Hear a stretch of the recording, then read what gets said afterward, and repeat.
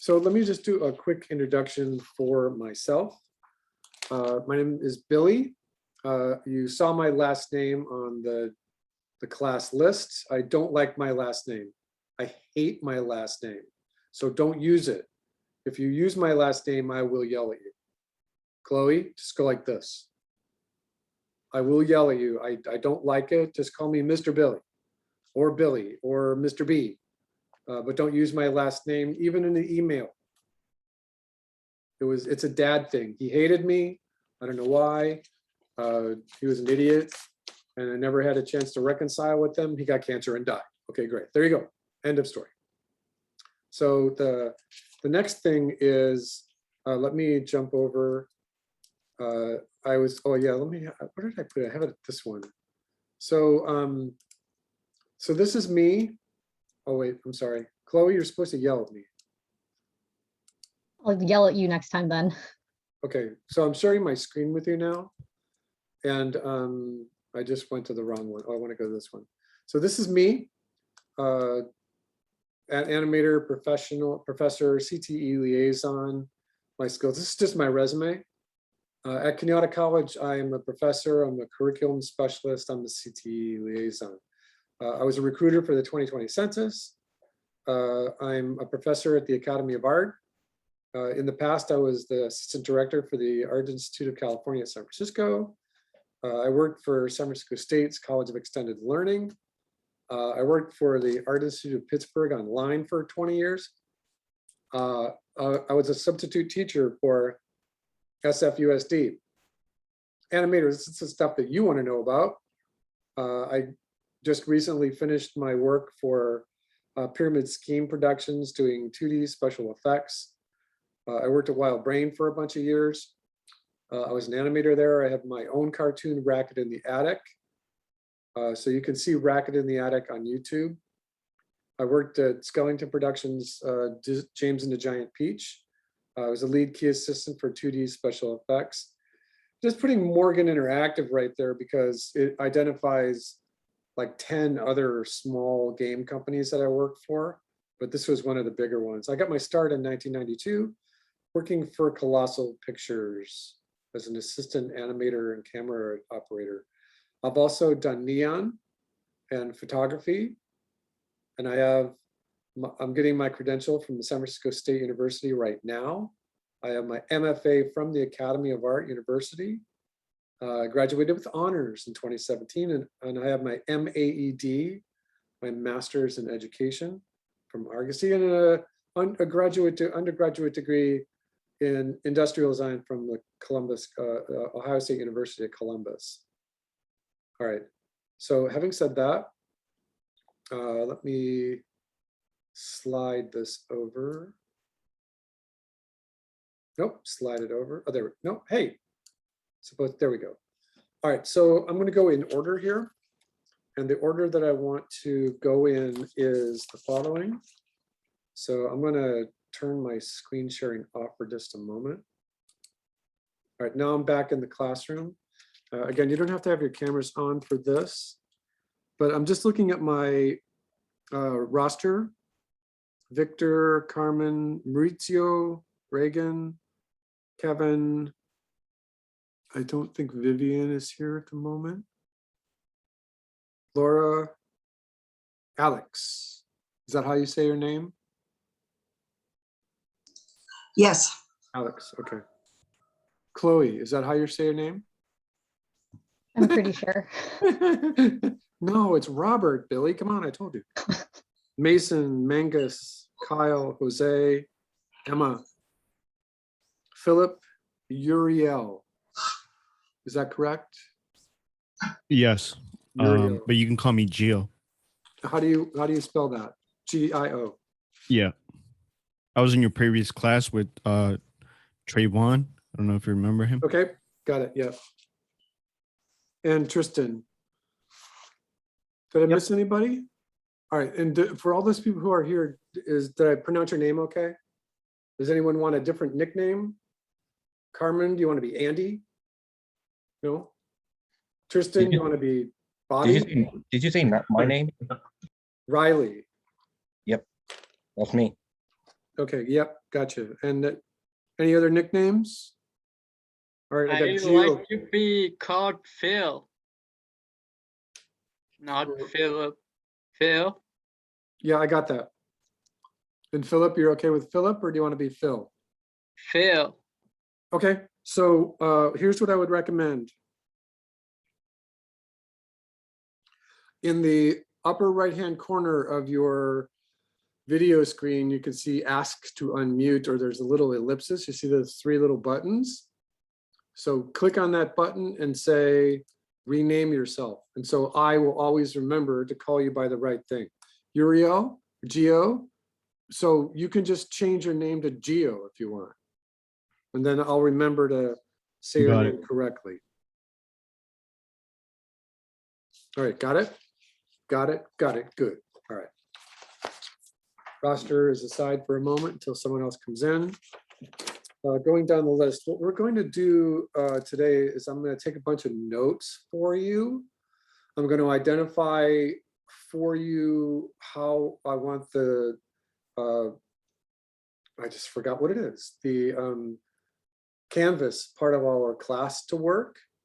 And this is one of the better things about being on Zoom too, is that it's there. You can't be late. You know, if you're doing something and it's not ready for today, and if you get it in there for tomorrow, you know, perfect.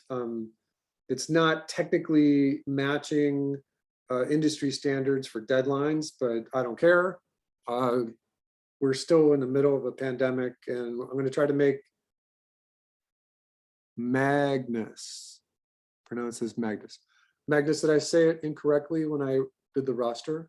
Yeah. What did I say? You said Mangus, I think. Oh, sorry. It's okay. If I wanted to make an excuse, it was probably because I was looking for Ragnarok, because everybody was talking about it. Yeah. And I ended up stumbling on the European production. I don't know if anyone has seen this. It's like a small studio. It's shot in Norway. It's like nobody you've ever heard of, but the production value is crazy beautiful. It's so good. It's awesome. And the character's name Manga. He ends up becoming Thor. And so it's 2 seasons right now. I think they're going to do a third, maybe a fourth, depending on how many people watch it. I think it's on Netflix.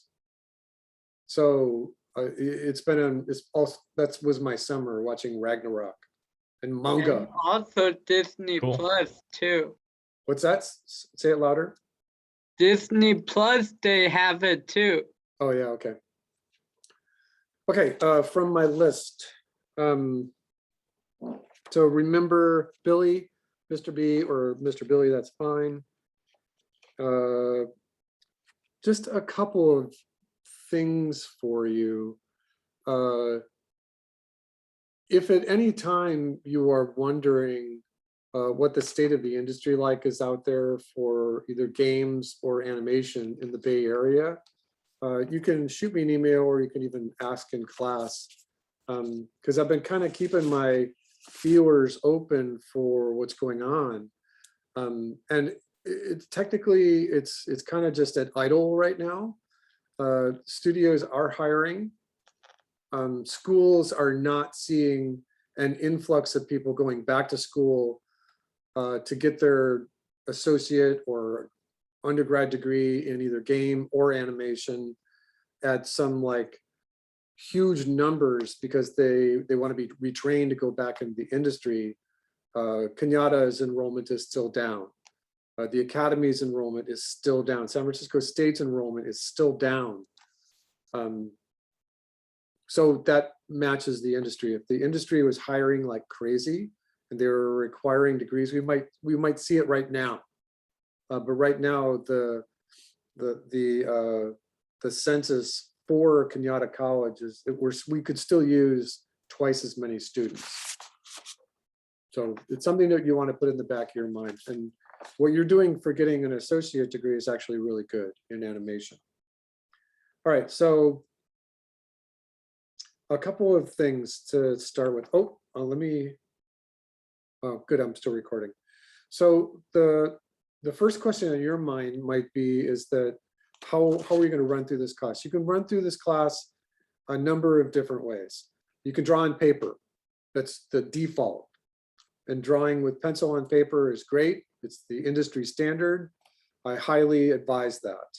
And I have a couple of pointers for you if you want to do that, because digitizing it, you should be able to scan your drawings. And if you don't have a scanner, I have some ideas for you. The next option for you is using a program called Rough Animator.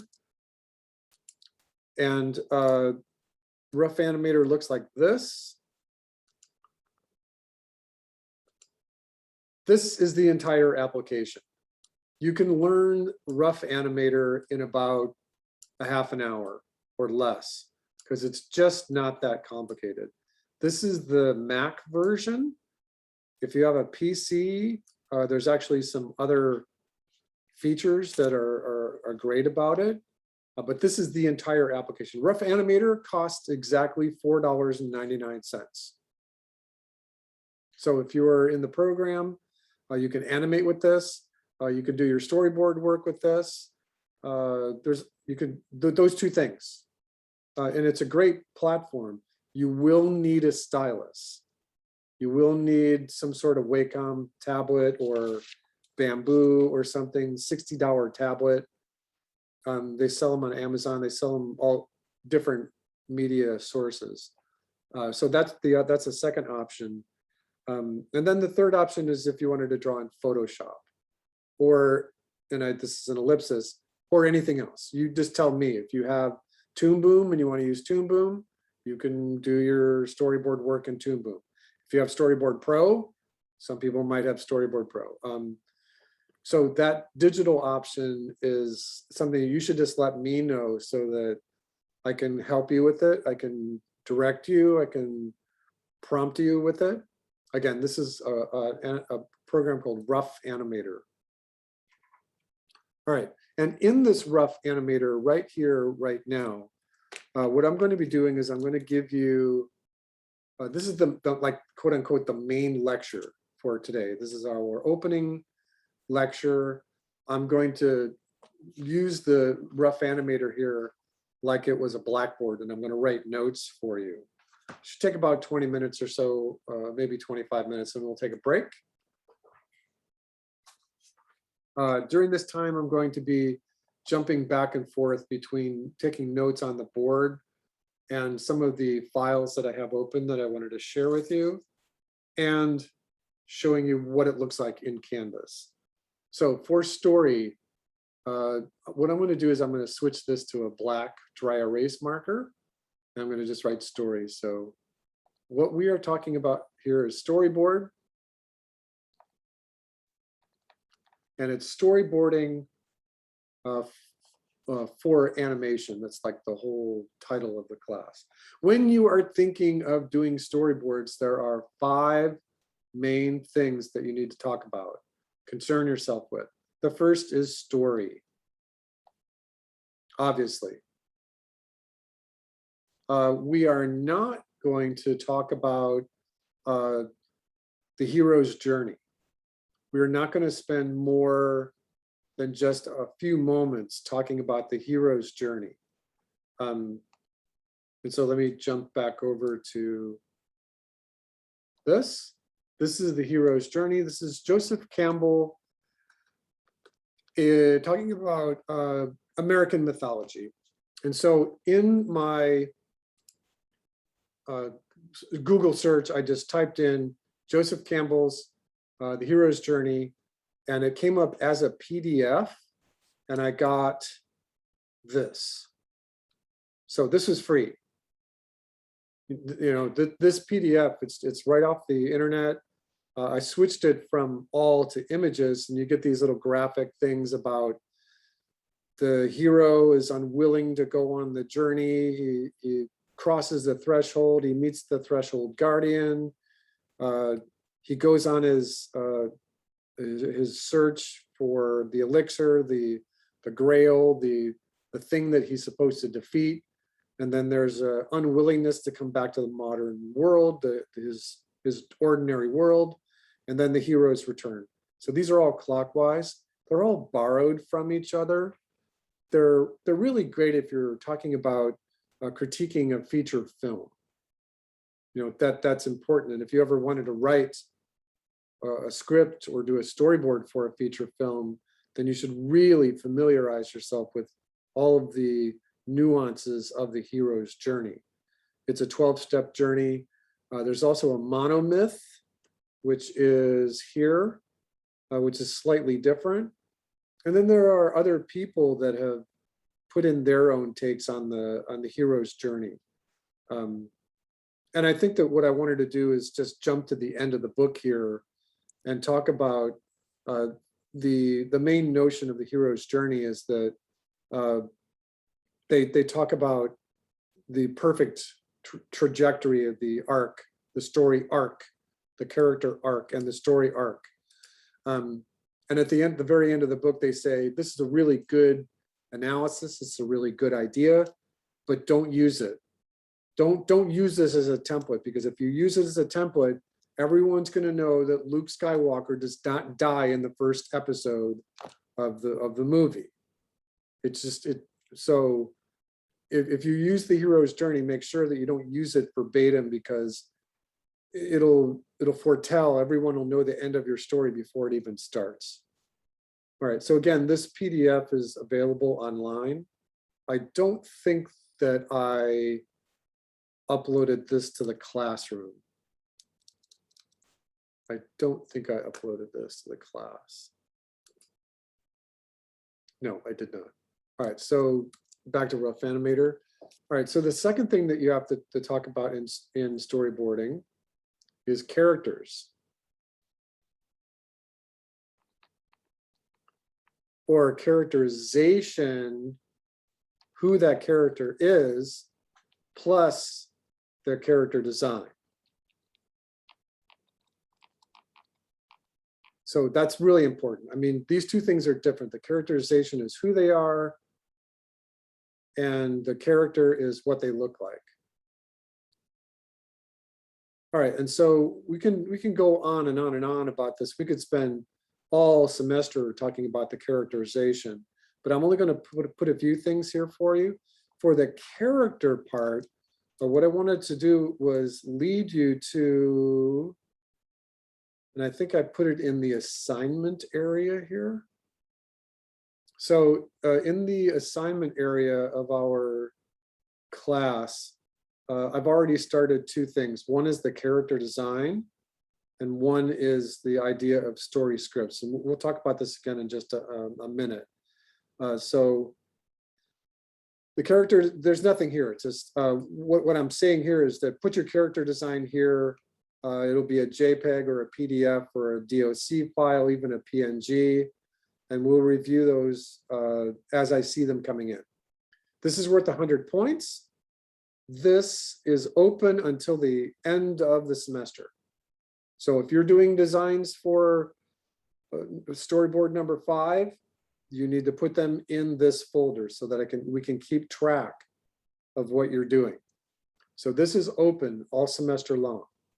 And I'm not going to grade this until the end of the semester. You know, it's worth 100 points. There'll be other stuff in the assignment area, but I'm not going to grade this until, and this one too. So for each one of your stories, you'll need a short script. And so I'm not going to grade this until the end of December either, if that makes any sense, right? So I didn't want to like bother you by putting designs and characterizations and story and scripts all separate for each one of the 5 projects. So just make one big folder. They're both worth 100 points, and we'll talk about it at the end of the semester grading. So for character design, you go to, wait, where was it?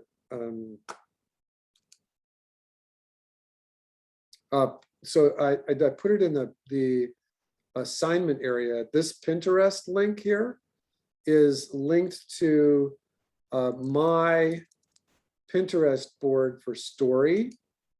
So this is my storyboard board.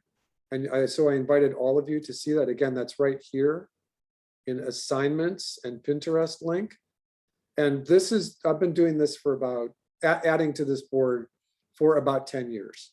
And I've been teaching storyboard at AI and the Academy here at Kenyatta College, just all over the place. So you're going to find some really great suggestions here for story.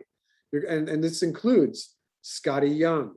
It includes tons of different people. It's going to include the work that Scotty Young had done for the concept stuff for Pinocchio, directed by Guillermo del Toro, which is coming out in just a few months. This is a really long board. Stuff from Lotta Reiniger or just random stuff. One of the things that I wanted to start with today, I think I went past it, was this. And this is a really great place to talk about the anatomy of storyboards. And we're going to go over this in detail here after our first break. So this is really great. This storyboard link here, just go there for inspiration.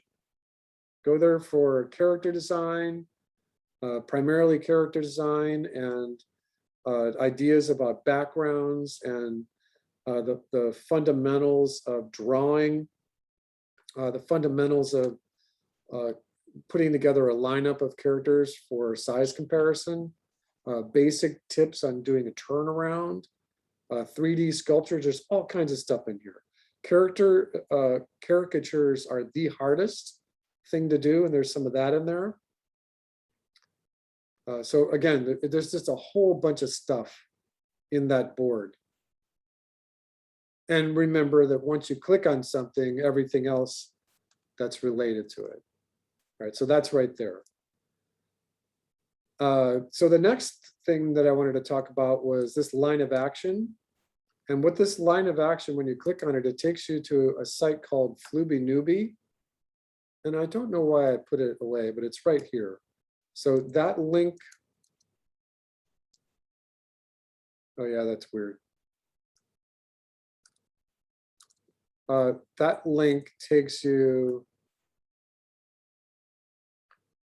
to, and you can always find this just by typing in the search right there, line of action, Mickey's Christmas Carol. And this was a movie that came out, had Mickey and Donald playing Dickens' A Christmas Carol. And there's some really great tips in here just about whenever you're doing any kind of drawing for storyboard or keyframes in animation or layouts, make sure that your key poses have a good silhouette. That is the #1 criteria for drawing a key pose for storyboard, or a key pose for animation, or a key pose for layout. Make sure that your pose reads in silhouette. Got that, everybody? Got that? So, so this is a great little tool. There's talk about drawing 3-dimensionally. They give you pointers for how to use the line of action, which I will bombard you with every moment of every day. You cannot draw any pose without first starting with the line of action. And here they're talking about line of action in animal poses. They're talking about drawing 3-dimensionally as opposed to flat, which could just fall over. They're showing you how to do the line of action in separate parts. So some characters' line of action is actually really simple. Some are more complicated. Some are compound curves. Some are just really simple. Like this one right here is a simple curve for Tomcat. But this one is a compound curve. There's 2 arcs in it. And if you have a close-up of a hand in your story, each one of the fingers might have its own line of action. Line of action. It's actually a pretty complicated thing. Mastering the line of action helps you have a complete control over all your poses and then therefore your animation.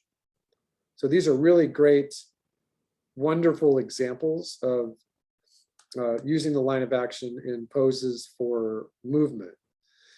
This page and the Flooby Newbie thing is actually a pretty big blog spot, and they're just pulling from other resources here because now they're talking about storyboard, they're talking about composition a little bit, and drawing using force. And then they go back to using the line of action. There's no way that you can draw SpongeBob without drawing the line of action. He's a cube, he's a rectangle. He cannot function in animation unless the animators are using a line of action. All right, and then just a word of caution. There's some really great stuff in here. Absolutely wonderful. This stuff right here is really good. And this is talking about negative space in adjoining keys for animation. It's really great. Here's live action. Here's the lines of action for live action. Here's the lines of action in a model sheet. Here they're talking about simple or complicated curves, and they're telling you not to do like the W. That's a big thing. All right, and then these are the best. These little sketches here where you see a little red line of action in there, and then the pencil work on top of it. Absolutely the best. If you do all of your drawings for a class like this that look like this, you will ace this class. This right here is the best. These pages right here are the best. The line of action describes the direction. The line of action describes the force. It describes the rhythm. It keeps the character on model. It describes the silhouette. The line of action controls everything. So this is all great. This is great. This is perfect right here. And then all of a sudden it gets effed up because whoever put this together said, oh, let's use Mickey's Christmas Carol and let's put the line of action, but they hired some intern to do this. These are wrong. All of this stuff right here with Mickey's Christmas Carol, these are all wrong. This one's hardly even touching his body. You know, this one's close. This is not straight. His back is curved. So don't pay attention to this stuff. Forget this stuff. Forget it. This is different. They're talking about the rule of thirds here. Forget about this stuff. I mean, this part's okay. And this line of action is close, but it's not good enough. And then it goes back on track about right. Well, see, now they're not talking about the line of action. They're just talking about like squash and stretch in animation. And then it gets back onto track right about here. Right about here, they start to get it right. And then there's a whole bunch of key examples of doing layouts and storytelling for layouts in animation. So again, that's Mickey's Christmas Carol. All right, so I'm going to add a couple of notes to this little bit right here about characterization. So remember that this is what the character looks like. So all that stuff from Flooby Newbie, that was right here. That's what I was just talking about. For characterization, there's a couple of things that you want to concern yourself with. And that is that if you've ever talked about a character in a movie and someone said, oh, you know, that Tom Cruise, he's such a one-dimensional character. And that's basically true. He plays the same character in every single movie he ever plays. So when you're talking about the analyzation of characters, or characterization, talk about their positive traits. Who are they? Are they good? Are they necessarily a good character? Are they honest? Are they truthful? Are they whatever this is? All these positive traits, and the more of these that you have, the more deep the character is. And these are adjectives. And so you don't have to go too deeply when you're first designing your character, but you want to pick what's happening with the hero or the antagonist and the protagonist, or that kind of thing. And then you want to pay attention to the negative traits of that character. So what are their faults? What are their fears?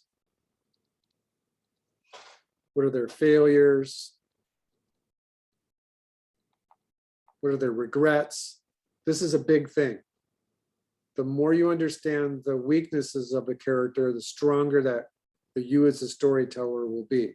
The good is important, but knowing their faults is probably even more important. So the more rounded out you are here, the better. Positive traits, negative traits. And again, the Fluby newbie thing is just a design. What does that character look like? Right. All right. So now the third thing that you want to concern yourself with when you're talking about storyboarding is cinema.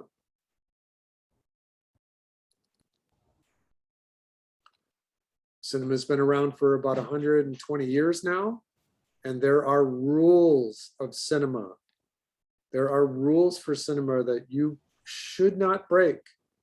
The first one is the 180-degree rule, or confusing for us animators, it's also called the line of action.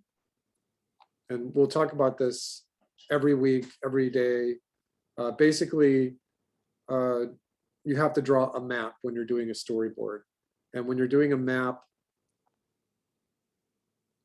of two people having coffee, so they're sitting at a little round table, and there's a character here, and they're having coffee. And then there's a character here, and they're having coffee. This is character A. This is character B. The line of action is here. This is the 180-degree rule right here. And what that means is that your cameras can only stay on one side of it. Your cameras are not allowed over here. So what this camera sees right here as a little thumbnail is a table, and then the little coffee, and then character A is sitting right here, and character B is sitting right here. So this is A and B. Bring your camera over here, and I'm going to draw sideways. So what this camera sees is this table is in the same place, coffees are in the same place, but now character A is really big. Character A can be in silhouette even. There could be an over the shoulder shot. OS, over the shoulder. So this is character A right here. And character B now is it's basically in the same place on the screen, but they're just a little smaller. Now, if you bring your camera over here, what does that camera see? What that camera sees is the table is in the same place. And now they see the character B is in silhouette. And character A is smaller, still on the left side of the screen. These can be interpreted. Character A doesn't have to be in silhouette. It can just be bigger. Same thing with character B on this side. It can just be bigger. Something like that. There's two options right there. But this is the first rule of cinema, is the 180-degree rule. And there are others. We will talk about these as our projects go on. All right, rule number 4.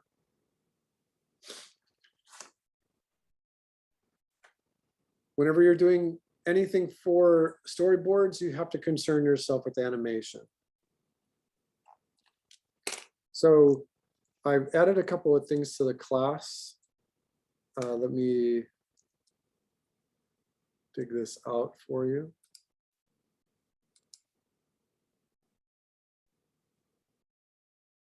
All right, so within the rules of cinema here, number 3, in the announcements area from the class, I put a handout for you called the 5 C's of cinematography. And I don't know why I don't have it open right now. Let me see if it's in my other browser. So what I did is I clicked in the 5 C's of cinematography. And it comes up Joseph Maschielli, special computing, or whatever it is. As soon as you click on this link right here, it opens up a blank tab which you can put away. But what it actually has done is opened up a PDF, because it's a free PDF as well. So what that one looks like is this. This is the the 5 C's of cinematography is camera angles, continuity, cutting, close-ups, and composition. Again, this is a free PDF that's just out there on the internet.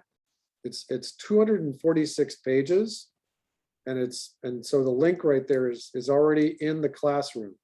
If you click right here, all you have to do is click here, and you get that PDF. Grab it and go. So that PDF explains. I think this was written in like 1930 something, right around the time when the rules of cinematography were really, really being established. And you don't have to read the whole thing, just know that there are 5 rules of cinematography. And then again, the other PDF for Joseph Campbell's Hero's Journey is there. But this is the principles of animation. And so in the classroom then, if you click on assignments, and then, oh wait, I lied, hold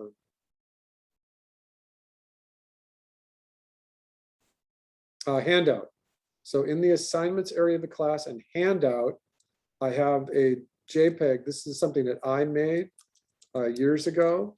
And this just outlines the principles of animation. Whenever you're drawing anything, you should be thinking, hey, I am actually drawing keyframes for animation. I should be concerning myself with squash and stretch. If it's a keyframe, how much squash and stretch? And when you're talking about squash and stretch, you're talking about what kind of material that character is made out of, or is there a force going on in that pose? Is there weight associated with that pose?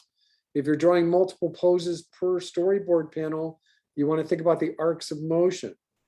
So these are the principles of animation in terms of dynamics. And then this principle is for story. So there are 3 things: characterization, character design, appeal, and acting. As you're a storyboard artist, you are constantly talking about acting. All right, and then there's art. So the principles of animation includes art, which includes just drawing, always using a line of action, using the art of perspective. And so this is just the principles of animation. And if anyone is curious, there's always one thing I like to blow people's mind with, and that is to say, just go to a search window and type in Donald Duck,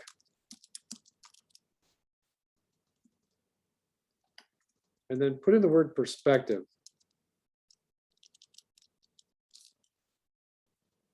And switch it to images and study this drawing. Every single thing about this, what's seemingly just really great drawing of Donald Duck, every single thing is in perspective. So you're required to think about this when you are thinking about animation. When you're thinking about animation, are the drawings in perspective? So, and what are those rules? What are those principles of animation? You can't just do this willy-nilly. You have to follow all these rules for animation. All right, so I'm just gonna put a little ellipsis there. All right, then the 5th main rule right here is art. And that includes all kinds of things. That includes drawing, includes perspective, like we just talked about. It includes color, composition, clarity, but these are your main 5 things. A storyboard artist is really great. A storyboard artist is a professional on all 5 of these levels. You can't avoid this. All right. And then there's one thing that kind of ties all of this together, and that is style. And I'm going to put a little asterisk right here because don't worry yourself about this right now. But if you ever wanted to think about being a storyboard artist, you are going to get hired by what your style looks like. All right. Every storyboard you ever do has to start with a map. Every storyboard you ever do has to start with a map. Until you are good enough to not have to use a map, every storyboard you do for me has to have a map. Everyone okay? All right, let me go back to our classroom here. All right, so what I'm going to do is I'm going to take a short break, get something to drink. So take 10 minutes, and I'm going to do the part 2 of the lecture. And then we'll take another break, and then I'll talk about our first assignment. Take a break right now. Please take a break. The first thing I wanted to mention here, and I'm going to go back to Rough Animator just to make some notes. All right. So the first approach to doing any kind of story is you have to have a script. That's like your first thing that you need to do. I mean, these are the things that you're thinking about. These are the things you have to master. These are the things that you, all these pistons are firing at the same time. But you can't do anything without a script. And so we'll talk about that in some amount of detail right here. And then, like I just wrote on this one, you have to take it into the map portion. All right, and then your next step is thumbnails.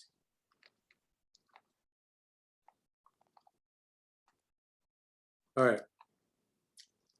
So, and this is good. This leaves us just enough room here to talk about what we're doing. Let me make sure that I'm recording. Oh, hold on. Come on.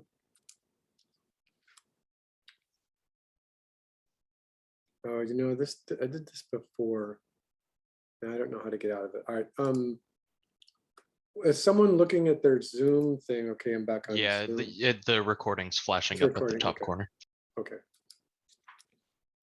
All right, so when you're thinking of a script, the first thing that you should think about is how long? How long is this story? How long is the story? And so for us, we're talking 30 seconds. As you get your stories a little bit more developed, you might be thinking 40 seconds, up to and including a minute. I would say that 2 minutes is the maximum. And so when you're talking about story here, when you're talking about these, how are you supposed to do the quintessential beginning, middle, and end of the story, which is essential in storytelling in this short amount of time? So you always have to concern yourself with the beginning, the middle, and the end. That's your story. If you don't have these, one of these, then something could be wrong with your story itself. If you don't have the end, then you just have a cliffhanger. And I don't like cliffhangers. I don't need the story to be perfectly wrapped up. In the end, I don't need a Spielberg version of a story where all the loose ends, every single loose end up is tied up at the end. I don't need that. But you do need a beginning and a middle and an end, and you don't need the hero's journey. If you start thinking about the hero's journey when you're doing thumbnails for a short story in animation, you might lose your place in the performance of what you're doing. So when you're talking about a beginning and a middle and an end, there's a couple of really great examples that I'm going to show you here. And I'll give you some other examples on the next slide. All right, and then everything is a top-down map. When you're doing this, you have to draw your environment and you have to create a top-down map. When you get to the thumbnails portion of this, there's some options. The first option, let me write these down as I wrote them here, is that let's say that you really don't have any idea visually where you want to go. So your first set of thumbnails can just be words. you could just transfer the script into the frames and say, in this frame, Roger Rabbit is going to get run over by a car. That's what's going to happen in this frame. Now, some storyboard artists don't ever work this way, but it is legitimate if you are just having a hiccup in the switch to the jump to visual. Just know that it is there. Take your words into the frame. All right. The second one is you look at the whole script, and we're going to talk about this in just a little bit more detail here in just a moment. But you take a look at the whole script and you say, boy, that one pose where the character was digging a hole, that's an interesting pose. So here you're just exploring the extreme poses. Just the extreme poses. They're out of order. You're just kind of getting an idea of what that one key pose might look like. An extreme pose is usually a key pose. And so again, it's out of order. You're not just blasting into the storyboard template and coloring it in, whatever. You study it. What does that one extreme pose look like? What does the silhouette look like, right? What does the silhouette look like of that one particular extreme pose? All right, then the next thing is that you do small thumbs, just kind of random, out of order again. So in this step right here, you pick the extreme poses, the main poses. And again, you're just kind of jumping around. You're getting a feel for what that one particular pose that you're animating into and out of might look like. But here in this one, now you're looking at the thumbnails in just kind of a random order. So this one would be the other key poses. This is the main key pose, and this is the other key poses. You don't always have to use this. In my playbook, I very rarely write the words down. And if I know that I have an extreme pose, sometimes I do it on another sheet of scratch paper, and I don't use it on the thumbnail that I'm working with. And sometimes I like to go in order and not necessarily random order, just to make sure that that it's perfectly legitimate to study. Because what happens is that there's always a feedback loop. And so, when we're talking about these things that you're doing here, you're not doing these in order. You're doing all of these all at once. You're doing story, characterization, design, cinematic rules, thinking about the principles of animation, the art of drawing itself. You're doing these just all at once. When you get to the idea of writing a script out, you have to start there. You have to start thinking about what your environment looks like, what your background looks like. And sometimes you might have a feedback loop. If you start doing the map, you realize that maybe you have 2 or 3 different maps because you have 2 or 3 different shots or 2 or 3 different scenes. And that kind of elaborates your story a little bit. And there might be a feedback loop when you're even drawing your map.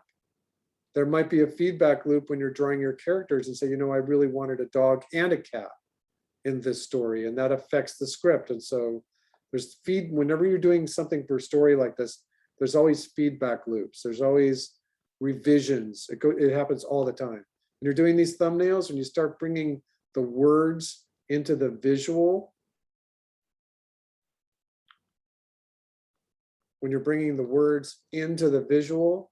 you are going to have a feedback loop or 2 or 3 or 4. So because of that, these thumbnails are always drawn fast. They're done gesturally. They're done with the line of action. Always, always, always, always.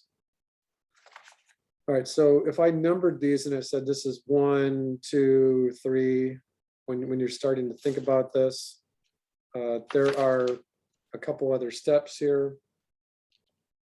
One is that if you're drawing digital, you usually don't have a frame. If you're drawing in Photoshop, you have a stage, you have a what can I think of it? You have a canvas. But you don't have a frame. And so that's fine, you're drawing digitally, and so this is a little faster. You have to get used to the idea that mastering the pencil on paper is one thing all by itself, but mastering the digital is quite a bit different. If some people can be really, really, really, really good at drawing in pencil, and this jump to digital can be confusing. Other people take the digital very well and have problems working with the pencil. So this is your own workflow here. Again, if you're drawing digitally, unless you're working in an application like this, where you have the stage set for you, you usually are drawing without the frame. It's something to think about when you're doing your thumbnails. All right, and then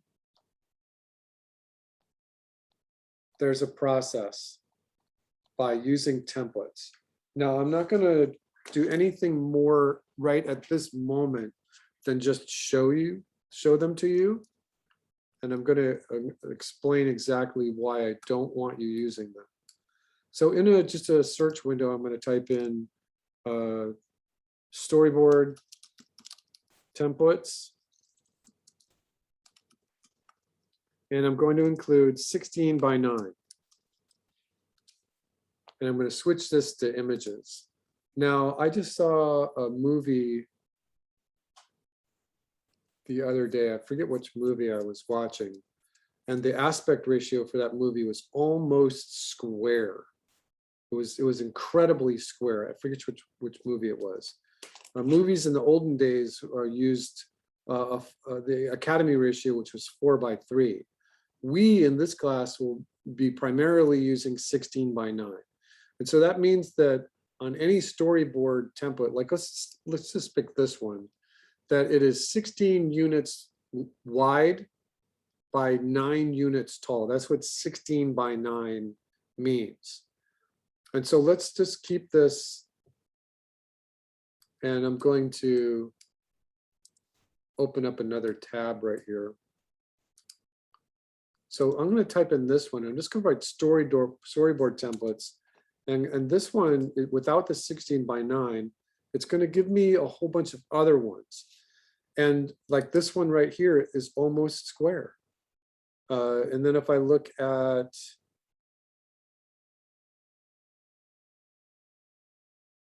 so I'm just going to go back to the top and put ratios in here, because it can depend on what you're working in. If you're working on a film, you could be working in you could be working in Cinescope, which is 2.25. So it's 1 unit high by 2.5 units wide. You know, that's what you're working on. This one here is it's almost Academy. It's 3:4. There are other ratios that are used all the time. If you are watching Wes Anderson's The Grand Budapest Hotel, they change aspect ratios in the middle of the film 3 or 4 times. If you're watching The Dark Knight Rises, there are 3 or 4 different format changes that happen right in the middle of the film. But for us, I want you using 16 by 9. I'm not finding the one that's showing me the different variations. Let me see if I can, this one's good right here. So this is the Academy ratio, television, motion pictures, and science for almost 80 years. Used 4 units by 3 units tall. And they used that exclusively. When sound came in, they squeezed it a little bit further than 4 just to fit the optical soundtrack on there. Here's what 16 by 9 ratio looks like. Here's what 185 looks like. Here's what 239 looks like. This is just 4 of them. There are probably 8 main different kind of ratios out there. And this one right here is showing what the frame layout would look like if you're doing a comic book. But we're going to be using 16 by 9. So we're just going to be using this one. There's a couple of things I don't want you doing.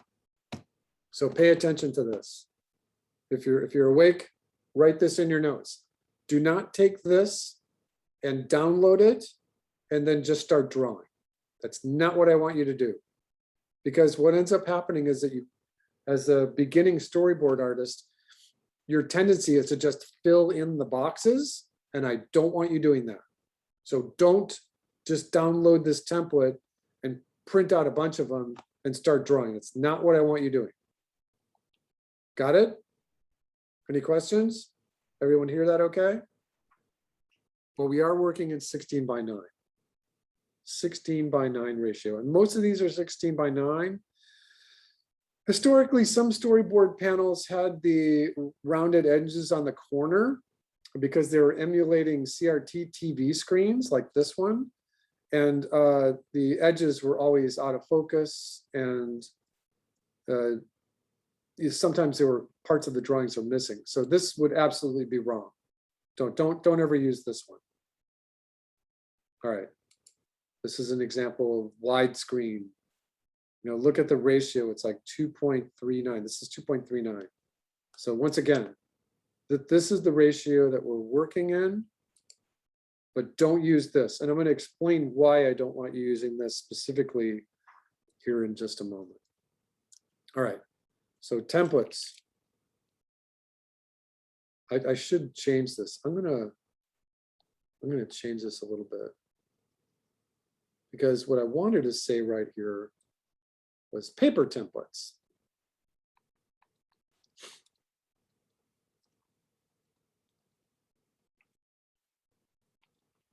All right, in your classroom, under templates, you'll see I wrote grab and go. And here you have this JPEG. Now, this is something that I drew up for my storyboard class at the academy. And it worked pretty well. You could print this out and make your own these are paper templates. And what they end up looking like is this.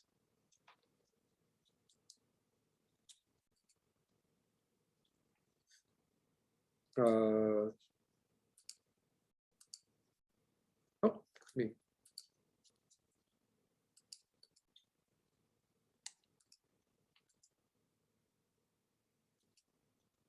All right, can you all see me? What they end up looking like is this.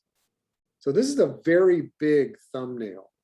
If I switch over to the JPEG here, that is this one on the bottom left. It's cut out. It's 3 inches tall by 1.687 inches, which amounts to a very big thumbnail. I mean, that's not even a thumbnail. It's just a small storyboard panel screen.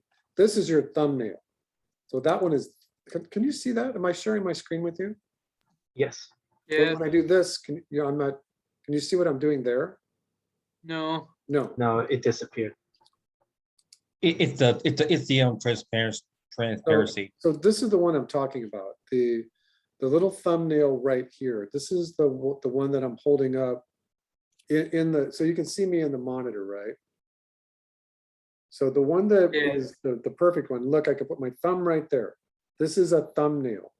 And those are just cut perfectly out of just if you had a pad of paper and there's a little cardboard on the back of that pad of paper, that's what these are cut out of, right? So you could print this out, but if you printed it out, it would be weird because it would be on printer paper. I would recommend taking it and maybe printing it out or taking a screenshot or just keeping it as a PDF and making your own on a piece of cardboard so that you can use these as story templates. This is a bigger one. This is the one that you would use for thumbnails. Then if you wanted to go even further and do like the final storyboard size, that's this one. So this one is 4-inch, this one's 4.5 inches wide by 2.5 inches tall. This is like a full final storyboard size. You can do any size in between as long as it's the same 16:9 ratio. In this template that I'm giving you here, I am making the comparison to be between what is the 16:9 ratio and the golden mean. And the golden mean is 1 to 1.618 right there at the top. You can see it right there. And so I'm showing you that there is a different ratio. Very, very few cinematographers use the golden mean. Very, very few of them. It's all 16:9, the bulk of it. 88% of all things for TV and film and theaters is done in 16:9. Most of the stuff for TV is all 98% of the stuff done for TV is in 16:9, because that's what the ratio of your TV is. That's what the ratio of your computer screen that you're looking at right now is. 16:9. Most of the stuff on your phone is done for 16:9 ratio. So you don't have to do this golden mean one, but these two at the bottom are helpful. All right, so now let me explain just a little further about how you would use that. Am I still sharing my screen properly? Can you see my rough animator? All right, so what I mean by the paper templates here is that you're going to go from the words in the script to the visual, and you're going to start doing thumbnails. And so just as an example here, instead of printing that little puppy out, you know, this one, instead of printing this out, which is exactly the wrong thing to do, just draw. Just start drawing your horizon. Start drawing your perspective. You know, in this case right here, you're just using 1-point perspective, remembering that there's perspective in the sky. There's always perspective in the sky. So the very first thing you could do is just draw your template. Got a 1-point perspective, you're drawing in perspective. All right, and then what is happening here? So now you've drawn your template, you need your map. And so we're going to go back to our script. We're just going to make up an idea here. In this little drawing example, I have exterior, day, farm, tractor, house, and a girl is going to bring her dad some iced tea. It's hot out there. So that's kind of like just the setup for this shot right here. And so again, I don't have a story frame on here. I just have my perspective drawn. What do I want? I want the tractor. Let's start with the tractor. So I'm just going to draw a box for the tractor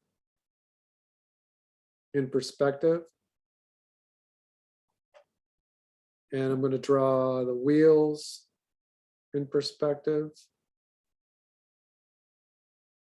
Just sketching. This is just a thumbnail. And the farmer's up here. He's got his little hat on. Maybe there's the tractor's dragging something behind it. All right, then there's a house.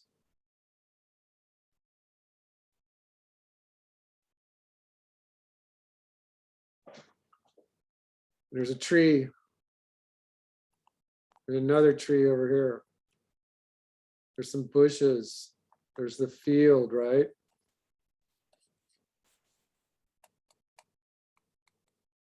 And the daughter comes out the door and she's carrying the iced tea to give to her dad right there. All right, so we've got exterior, day, farm, tractor, house, girl, dad, ice. We've got all of it right here. Right, so that's just your first thumbnail, right? If you're using your paper template, then what you can do, and I wish this had the rectangle in it, but that's okay. Imagine looking at me and the screen up there. And so what I'm going to do is I'm just going to say, I'm going to now take, this is drawing on paper, right? This is me drawing on paper. So now I'm going to take my little template and I'm going to put it over the drawing until I get a good composition. And so I was very well aware of what my scale was before I started drawing. And so this is how I'd use the template. You just move the little paper template back and forth, and then you can scrub your storylines right here, your frame right there. Does that make sense to everybody? That makes sense. All right, so that's what I mean by using paper templates. And this is an ideal way. In this condition right here, your storyboard panels are all lined up and they're all really neat, but I don't really care. Here, if your story drawings are working and the perspective is strong and the poses are strong and your composition is work, that's what I'm looking for.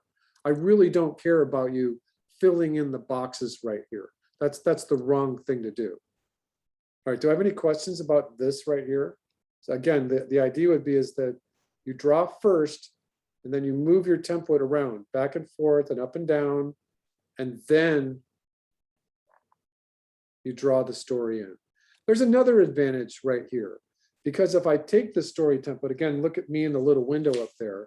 If I take this little story template and I say, you know, maybe I don't want to just start out with a single shot. Maybe I want the story to be wide. And there's something going on over here. Maybe there's a little hill or something, right? And there's a faraway tree and another faraway tree. And or maybe there's a silo or something like that, so that we know we're on a farm. And there's another silo in a little bit of perspective right there.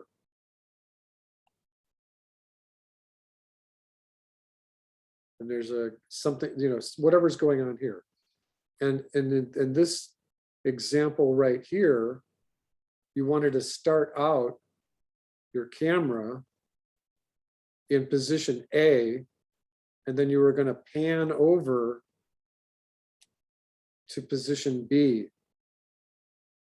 That's what this is great for. Then you can say, oh, well, this is great. I have two fields. I'm going to move from position A to position B. But if you really wanted to, this could be really small or whatever. You could start out really wide. You could have this long vertical pan where this is position A. And then you could continue going to the right. You could have a really long vertical pan. This is important stuff here, but maybe there's something going on over here. Maybe there's some, like, the story is actually about this stupid little chicken right here. And so you go from position A to position B here. And using this little template like this gives you that advantage. Now, instead of just thinking about, oh, whatever, we're filling in the little boxes right here. I don't want that.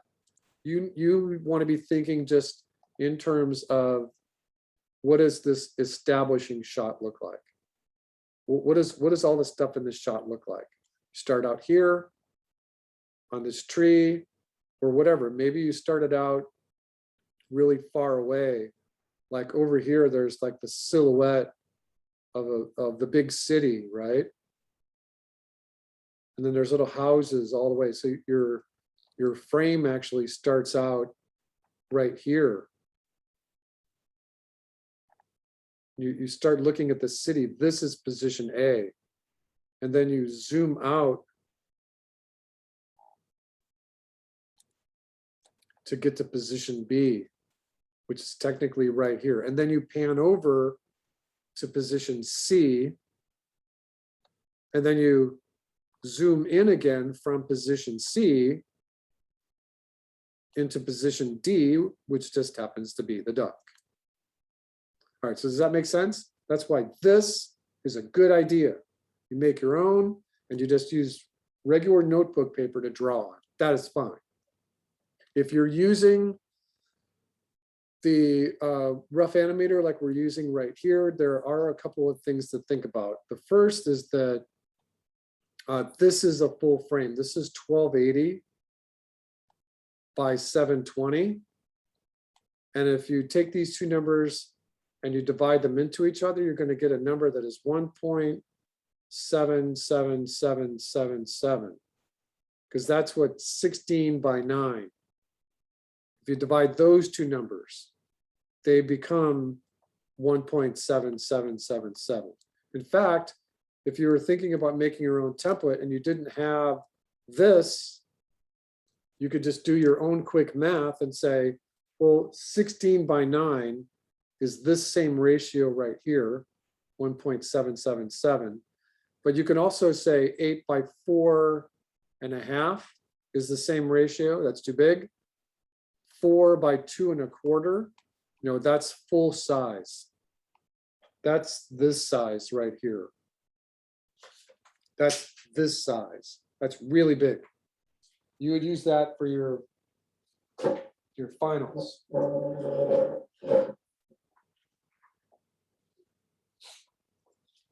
Keep going. Thumbnails. If you have 2 by 1.125, that's what this one is.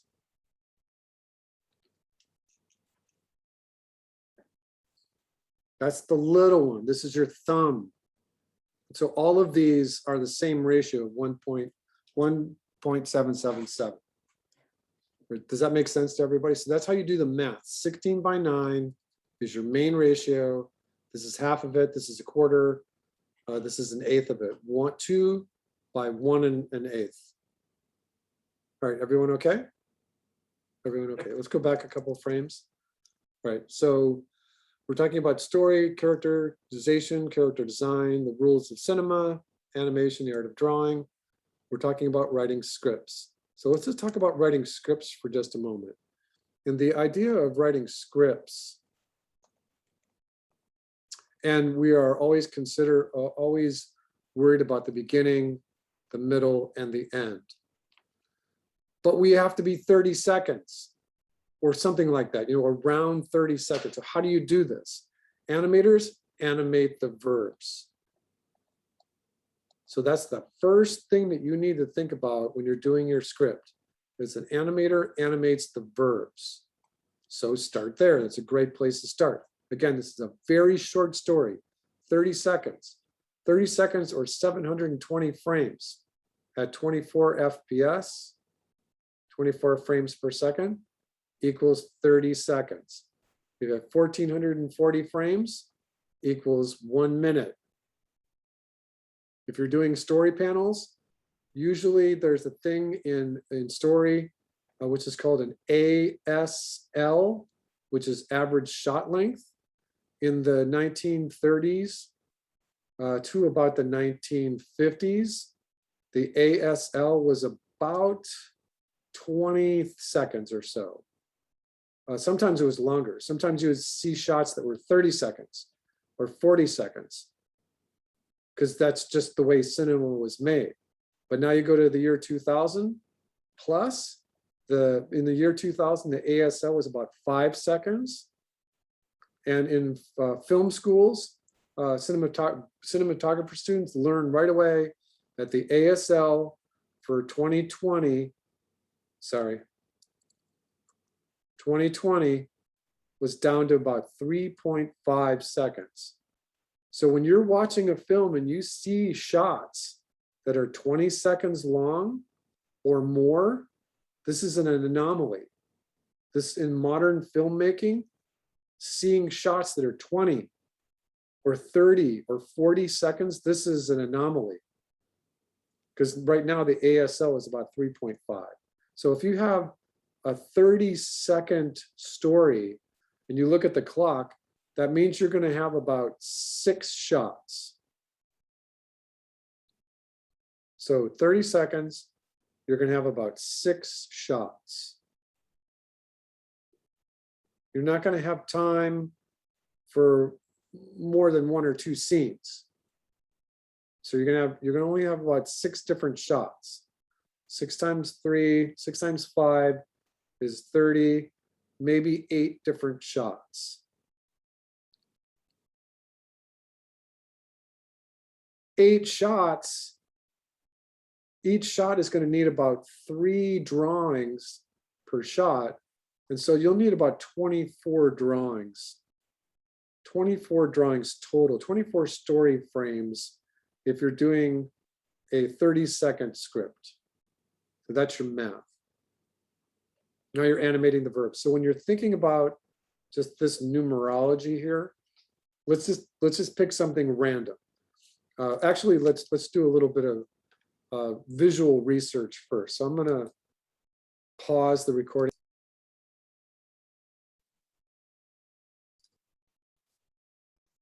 All right, so I didn't have anything prepared, so I'm just going to make up something random. My story, beginning, middle, animate. I'm going to animate the verbs. I'm just going to come up with a script. So, man sits in a restaurant, and then the lady sits in the restaurant,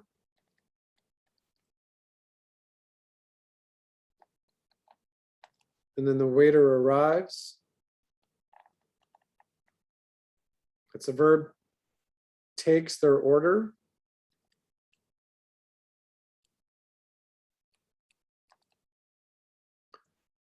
I'm thinking, what do I want to have happen here? I'm thinking in terms of animation. You know, what am I doing here? If I'm thinking about animation, then this doesn't have to be live action. Anything that I want can happen right here. When I'm at this point in my little script, a dragon could come in, or the whole entire restaurant can blow up because it's only animation. No one's going to die yet, Chloe. No one's going to die yet. So I'm thinking, what do I want? What do I want my animation to look like here? What I want to have fun with this animation. So how do I want to deal with this? So the waiter, the man sits down, the lady sits down, the waiter arrives, takes their order, and in the background, we see a giant bat land in the window, and an old lady is riding the bat.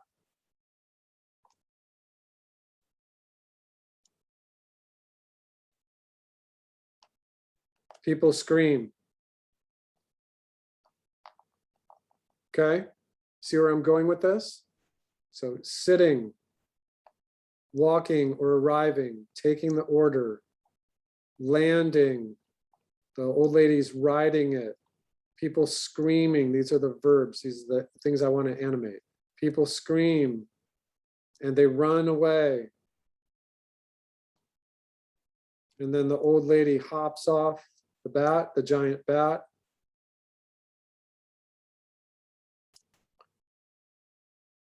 And she goes in and sits down right next to our heroes, like nothing happened. Right? So this is a good setup. And this is a really good place to start thinking about this. What's the first thing that we have to do? Draw this map. God damn it, we have to draw this map. So let's start thinking about this visually. We've got a table in the restaurant. And if my line of action, if my 180-degree rule is right here, this is one of the reasons why I like this rough animator application, by the way, is that the brush tool is really good. It could be really faint with it, or you could really lean into it really heavily. All right, so I want to put the table that they're sitting at right by a window. So this is the corner. Let's say it's the corner of the restaurant, like this. And there's a giant window right here. And so that would mean that there's another table right here, and maybe another table here. And so the lady sits right here. And the guy sits right here. And there's a sidewalk. And the gutter and the street. Maybe there's a car parked right here. And I don't want anything right here because the bat and the old lady are going to land right here.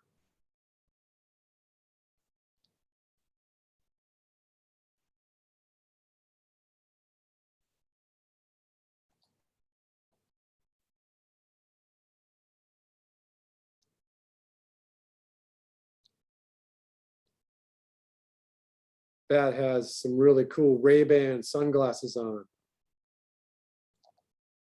That's the old lady riding right there. Okay, you got that idea? Everyone okay so far? All right, so the guy, the lady, the old lady, and the waiter are right here.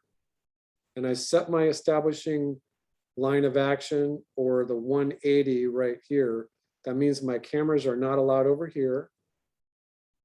But my first camera can be right here.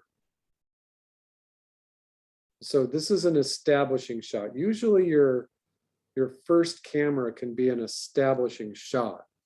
If you wanted to break this up a little bit, what you could do is you could think to yourself, well, instead of this being a table right here, maybe that the door is right here, and that the door is going to swing in like this. And the old lady and the bat are going to land right there.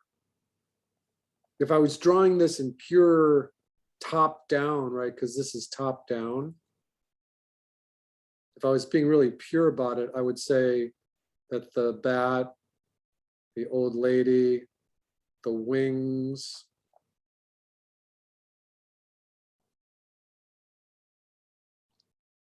her feet, the ears, the wings might look something like this. And then here's the idea of character design. You're just studying this in thumbnail form right here. But you're also thinking about scale. You know, this is a big bat. This would be a 25 or 30 foot wingspan on a bat. That's a big bat. You know, so but I drew this in like a 3/4 view here, just because I wanted to see what it looked like. I wanted to see his little feet. All right, so then the other thing you could do here is you could say, well, maybe I want my establishing shot to be out here. Maybe I want my first establishing exterior shot to be of the restaurant. And so if the restaurant is at the corner, so this is the sidewalk, and I'll put the little seams in the sidewalk so I know it feels like a sidewalk. And then the restaurant is right here. Maybe there's some other tables. Maybe there's a counter. Maybe there's a reception area. It doesn't matter because we're not going to see this stuff. But then the kitchen can be back here, you know, that kind of deal. So, but you're not going to see this. You're just kind of thinking with your pencil. All right, so remember, this is really short. We've got an establishing shot out here for the exterior of the restaurant. Nothing has to really happen there. This is the establishing shot for the interior. So this is establishing shot for the exterior. And so the lady is going to walk. That's your first action and sit down. And then the guy is going to walk and sit down. That's your second action. And then the waiter is going to come over. That's your third action. And then the waiter is going to leave. That's your fourth action. And as long as this camera is in the right place, we can see this action happening right here. So we want to see through the window, right where the bat is going to land.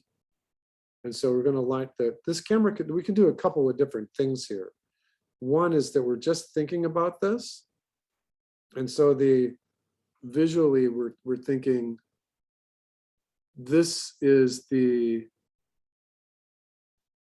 establishing shot right here of the table when they come in, but we can also put a master shot here if we needed it.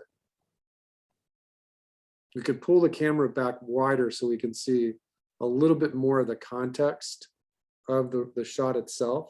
So this is the master interior. This is the establishing exterior shot. So this would be camera 1. If we were going to use this, this would be camera 2. This would be camera 3. Now we're in a mid shot right here. And because the lady and the guy can be talking to each other, we can get this camera right here. Remember, we can't get that camera to turn around on itself, but we can get like, I'm going to draw a fuchsia camera. We can cheat it just a little bit and get this camera. Like when, for instance, in our script here, they sit down, but then they can talk, right? We can insert, this is that feedback loop I was talking about. So they both sit, they grab their menus, but then they talk. And so you can add in the little verb right there of them talking. And that this camera right here will be good for that. You cannot put the camera over here looking at the guy because that'll break this 180 unless you switched it at this point that the line of action is right here. And remember that this line of action is parallel for the entire stage. So if I switch this line of action to this line of action, again, 180 or LOA, then I can really get this camera to look at the guy. And then we can use our coffee table example. We can use this example right here where they're sitting on opposite sides of the table, and we can use over the shoulder shots like this, character A, character B, and we can go back and forth like this. Depending on what you were doing in terms of this for talking, maybe this lady is really mad at him because he did something really stupid, and you can go back and forth. Remember that you shouldn't have too much dialogue. What do you want? I don't know what I want. I'm not hungry. You know, whatever. Make this simple. Make this simple. All right. So what we've done here is we're thinking with our pencil in the map top-down form. Before we've started even drawing, we decided this was our line of action, and then we switched it. We moved it so that now it's rotated a little bit so that we can get this camera right here if we need it. Does everyone understand that? So that's why this top-down deal is actually really important. All right. So then what happens in our script after they're talking? The waiter arrives. So the waiter was right here. That can be done with this camera. So if we were numbering our cameras 1, 2, 3, this would be camera 4. This could also be camera 5 here. We could put our camera right here so that we can see the shoulder of the guy, the face of the lady, and the waitress, right? That would be good. So this right here is camera 4 or 5. If we wanted to go back to our script, we could put our camera order here. So this is camera 5.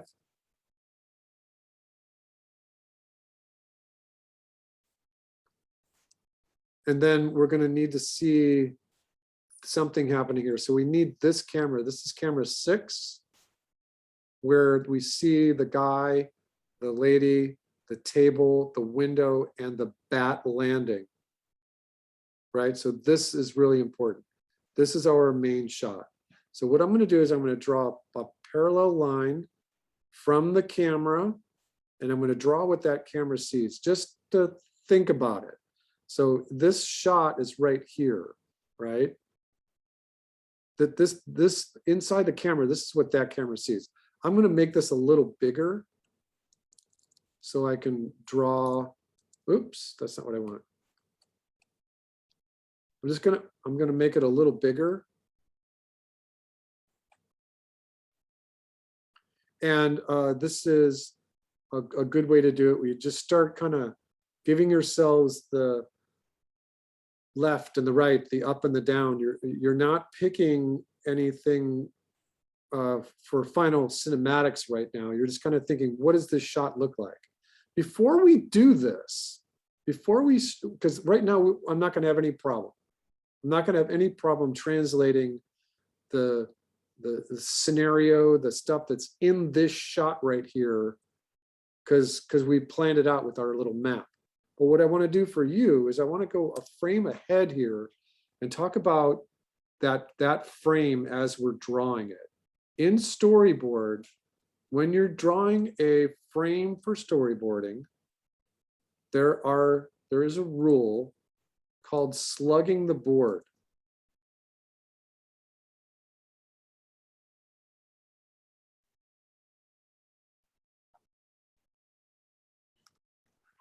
All right, so this is called slugging.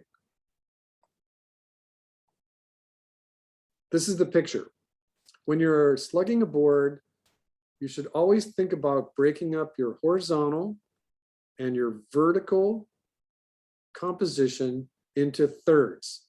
So if you go back to the rules of cinematography, this is the rule of thirds. And what you do is you draw just some really light lines right here, and where the vertical and horizontal lines cross over each other. And if you've done this cleanly, each one of these quadrants is the same 16:9 ratio. It's just now you've got 9 of them. Where the horizontal and vertical lines cross over, these are your focal points. These are your main focal points. You also have a focal point right in the middle.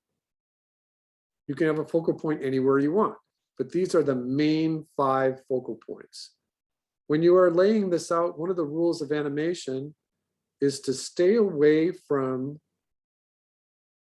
the very edge of the screen. This is called action safe. You don't want any action touching the screen. In the rules of animation, another little bit inside from the field is called title safe.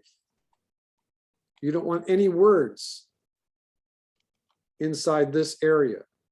Any words. Action safe, title safe.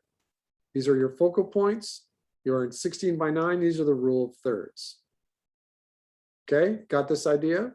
So if you jump back over to the electric internet and you look at like our little dog, he is just about on the lower right focal point. You know, you don't have to stay completely driven mad that all of your action has to happen right on these focal points. But you should be aware that maybe they were. He was on the left. And then he's right in the middle.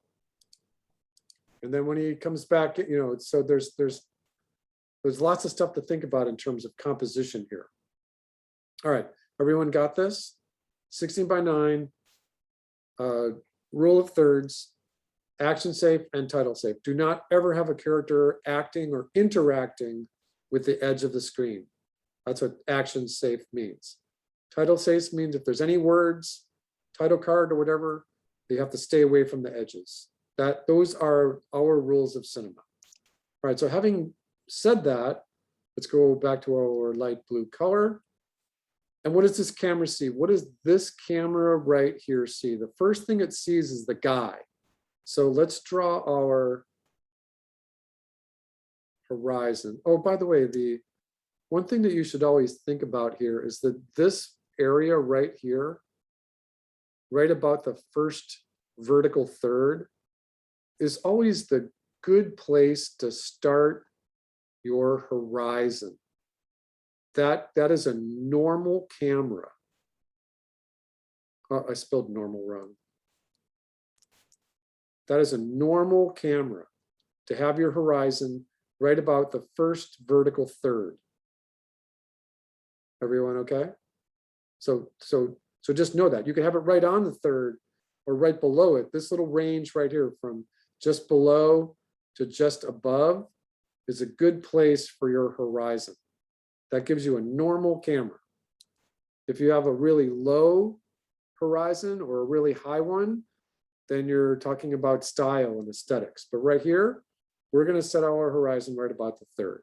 We're going to pick I'm just looking at this, where the corner of this building is going to be. It's just a little bit to the right. So I'm just going to sketch this in just a little bit like this. And I think we're going to use a 2-point perspective here. So I'm going to have a vanishing point out here, a left vanishing point, and I'm going to have a vanishing point off the right of the screen where I can't see it. It's going to be way off to the right. So I'm going to just get the interior of the restaurant. Just something like that. Something like that. And then I'm going to look, what is the, so there's a table and a little booth or a little chair or something. And the guy is sitting and the lady is sitting here. What else does this camera see? It sees a door. Remember, we decided that this was a door. There's a big window. Big window. And another window over here, right? We didn't draw that one. There's a window here. Another big window right here. And then the door is here. Maybe I drew my people a little small, so I'm going to thumb them up a little bit. Look, and then for the waiter can be right here. So from this composition here, if I look at my rule of thirds, and this is just a really quick thumbnail, that I've got everything happening with the people at or around the lower right focal point, which means that if my bat lady starts flying in right here from a distance, and she flies and she goes this way off the screen and then comes back in again and lands, that could be really cool. Right? So she's flying, flying, flying. She comes in, she does a little loop, she goes off the screen, we can't see her anymore. And then she flies in really close to this window. Then she comes up and then lands. So that's what this sees. Maybe there's a little doormat. Maybe there's a little sign in the window. Maybe there's some lights. So this is thumbing, right? And you can see that just by the way I'm thinking, I haven't really relied on the framing, the composition. It's there, but I can tighten it up if I want to. All right, so let's get that old lady landing there, because that's still camera 6. And we're just gonna figure out what that looks like. We're gonna look at the little sketch I did over here. I'm gonna erase a little bit of my pathway. I'm gonna draw some big ears on the bat. Line of action. The old lady. Bat wings. His little feet. All right, and then, so that's a good start. So that's this camera 6. Camera 6. When we start doing this in this slug, there's a couple of things to think about. Whenever you're doing a storyboard, and if you're using this rough animator, what I would recommend is just using a rough animator to display, like let's just do it like this, that instead of using the whole frame of rough animator, that you go like this and just use a portion of it like that so that you can get the slug in. Because one of the things on our syllabus is that you want to do an animatic. If you're using rough animator, all you have to do is hit play. If you're doing it on paper, then we have to scan it. We have to do a whole bunch of other stuff. But in the slug for drawing on paper or rough animator, in this upper left corner right here, this is your panel number. So I'm just going to, I'm sorry, hold on. I'm just going to write 001. This is panel number.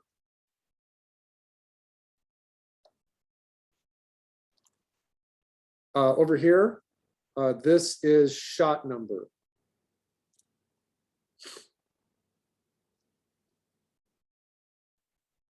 So this would be SH01.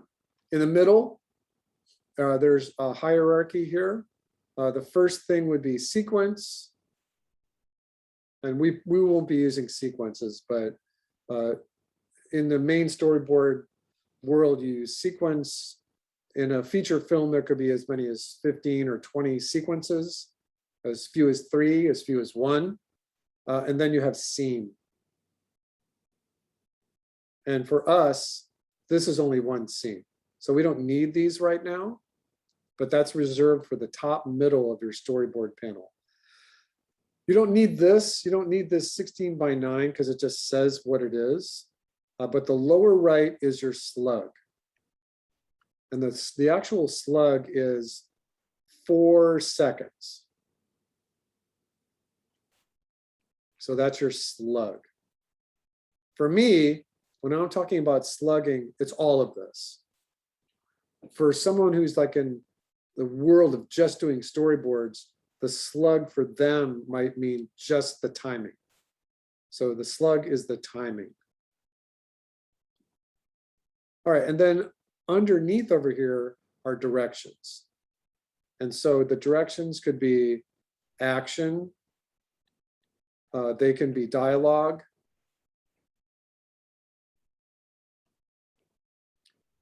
They could be camera. They can be special visual effects. There could be all kinds of stuff underneath here.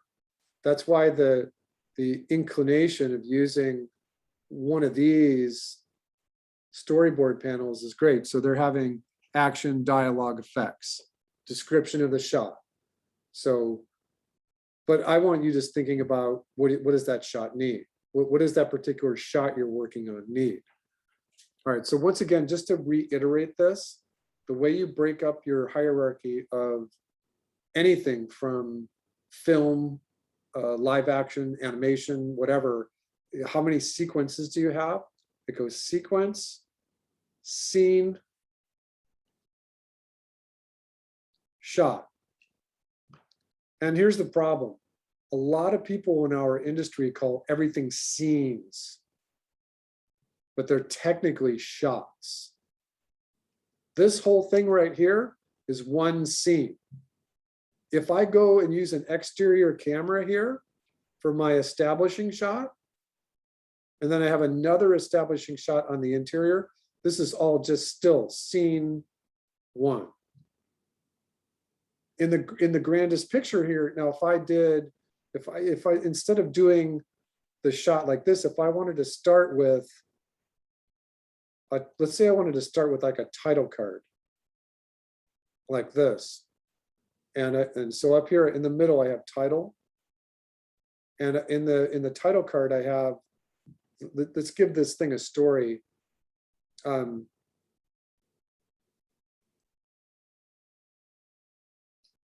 The story is Bat Hag.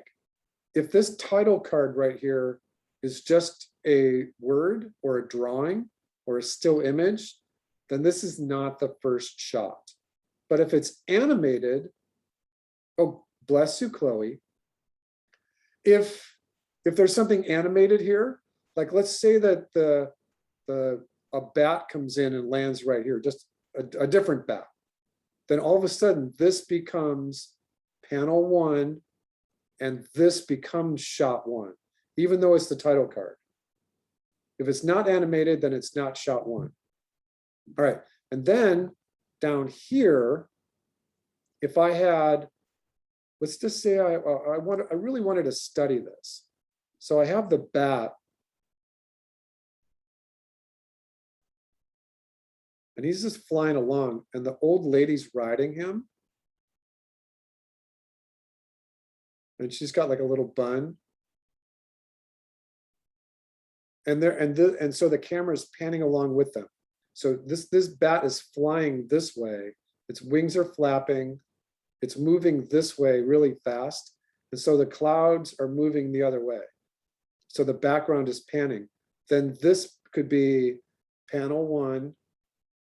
This is, we don't need the shot sequence or the scene sequence, but this is scene 1. Because now in our map, this old lady's flying around like a half a mile from the restaurant. So this is scene 1, and she's just flying with the bat. And so this is panel 1, shot 1, or scene 1, shot 1, sh_1. And you could write here, exterior day, old lady's riding a bat really high in the air. And then when you get to this shot right here, the slug is panel, oh no, let's just do this one. This exterior of the restaurant here would just be something like this. So you see like the little roof of the restaurant and the window and the door and that car that we talked about that was parked right here. So you see a little car right here, and you see the name of the restaurant right here. And you can see that maybe the lady and the guy are entering, right? So this then becomes panel 2, depending on how many panels you used here. Panel 2, I'm sorry. If you use the title, this would be panel 1. This would be panel 2. This would be panel 3. And this would be shot 1 for scene 2.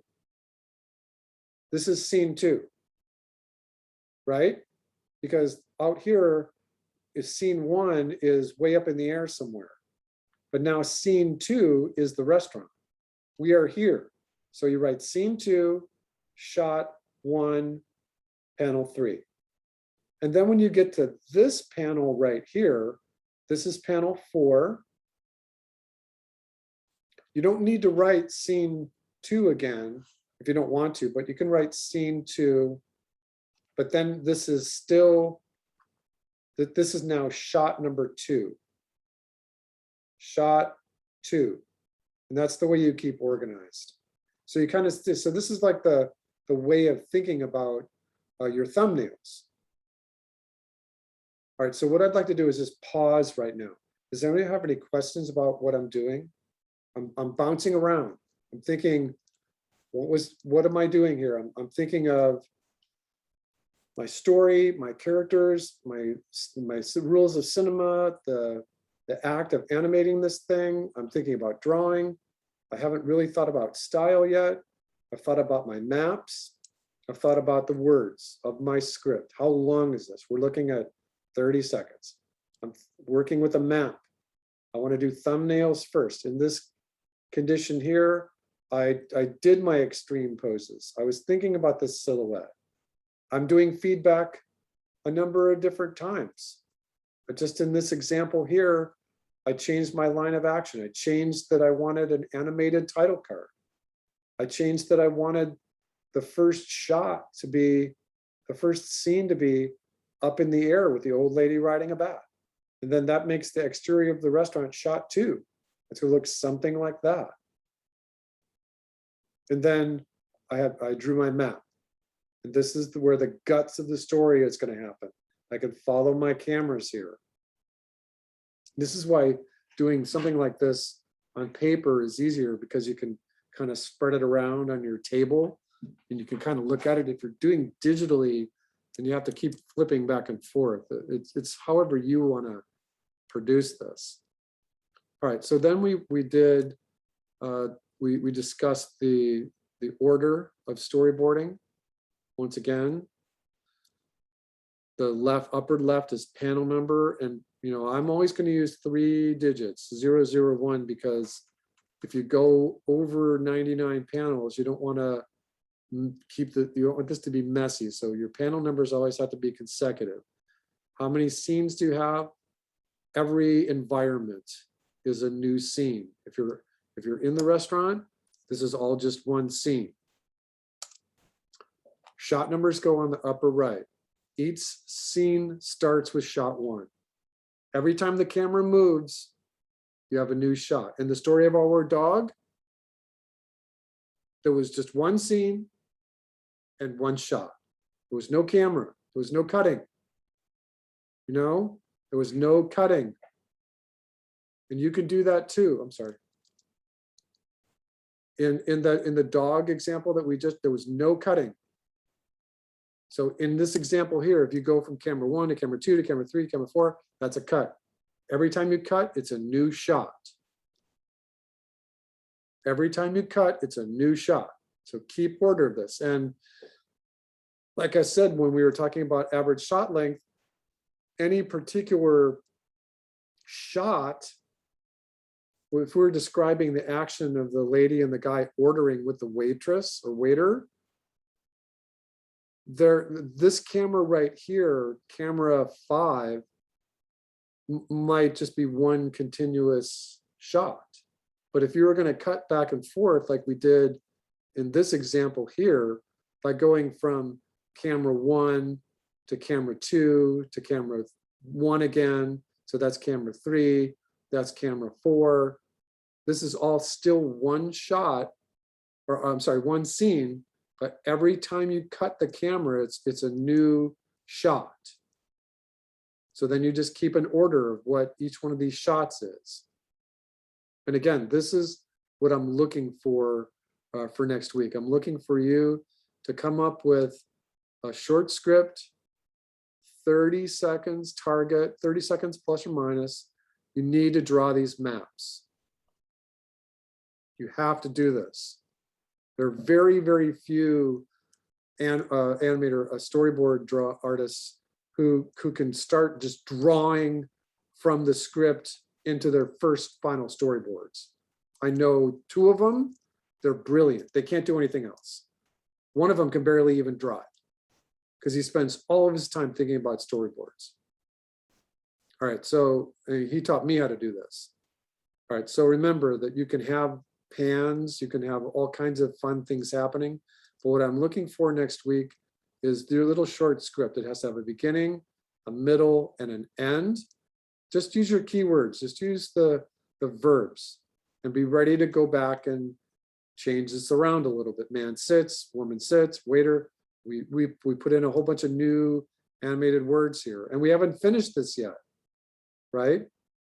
This actual story here needs to be finished. What is going to happen here? The old lady, people scream, they run away, but she hops off, goes in and sits down, and she orders something for herself and something for the bat.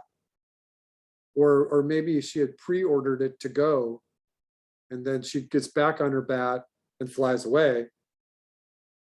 And then everyone is just sitting there looking like, what in the heck just happened? That's beginning, middle, end right there. All right, just to reiterate, ASL means average shot length.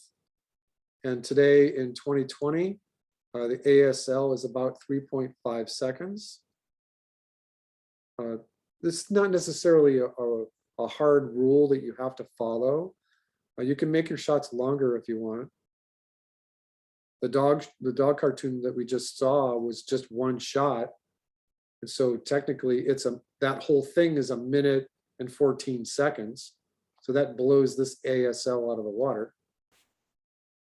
But you have to draw your maps and just draw big, draw loose, and get ready to change things. So for what I'm looking at for next week is, what does your script look like? Number 1, what does this map look like? Once you start drawing your map, so this is the map, What do these characters look like? You're just drawing in thumb right now, so I don't need final designs here. I just need thumbs. And remember, this right here on my screen is almost exactly this size. It's thumbnail size. And thumbnails are drawn fast. And even though I didn't say it, or I said it, but I didn't draw it really hard, there is a line of action in there. And again, it's not my fault. I don't apologize, but the line of action in a character pose can and often is confusing with the line of action for the rule of cinema. In order for you to learn it more correctly, just call the line of action the pose for animation and use this as the 180-degree rule. 180 degree. That way it's just, you're not going to confuse yourself. All right, and then this is locked in solid stone right here. This is your rules. Panel number, you don't have to have the scene or the sequence number if there is only one scene, but if you have 2 or 3 scenes, then they need to be identified in the upper middle. Scene 1, shot 1. Each scene can have as many shots in it as you want. Each shot can have upwards of 3 poses, 3 or 5 poses. In our dog cartoon, there was only 1 shot. There were 35 poses for just 1 shot. So in that storyboard, it was panel number 1 all the way to panel number 35. It was all scene, all one scene, all one shot. It was all just shot 1. The only thing that changed was the panel numbers. On the lower left is the room for camera direction, action direction, dialogue, any special effects. And then your slug. On the bottom right, you should give an indication for what the timing is for just this panel. Just this panel is. What is the timing for just this panel? Here's a hint for you. In the world of cinema, as the storyboard panels go rolling along, now I'm drawing micro thumbnails, right? I'm drawing just all my little thumbnails out. This slug becomes really important here. If this is the title card, you know, title cards are on for 6 seconds. Your establishing shot should not be the same number of seconds. So if your establishing shot can be 4 seconds. And then as your shot 1, scene 1, shot 1, this could be 3 seconds. Panel number 4, 2.5 seconds. And then panel number 5, 2 seconds. See what I'm doing? And then 1.5 seconds. And then as the action starts up, maybe this is only 3/4 of a second.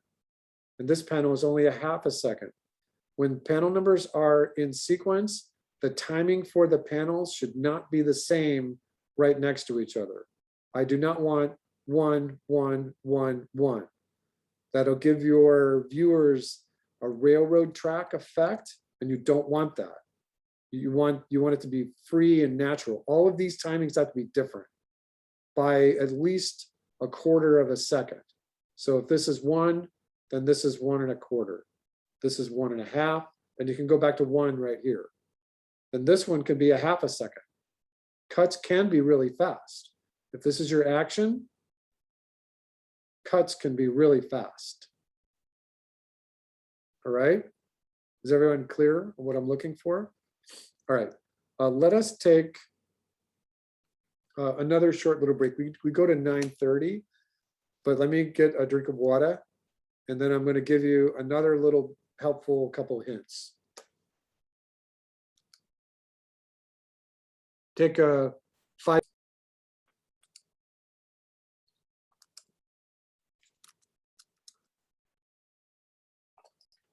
So another one that I like is this book called Shot by Shot. It's done, I think the author is Bruce Block. Oh, this is Stephen Katz. This is Shot by Shot. This is a really good book, just for understanding the visual composition for things. There's another one, Bruce Block, The Visual Story. Oh, there's a PDF. So if that's the first one, this could be interesting for us because, yeah, this is a great book. So you might even be able to download the PDF. I use this book all the time. There are so many things about this that relate between animation and live action cinema, back and forth. What works, what doesn't work, what's good for continuity, what's good for editing, what's good for timing. This visual storybook here, this is so great. And it's not just animation. So this one's a really good book. The book that I recommended for us was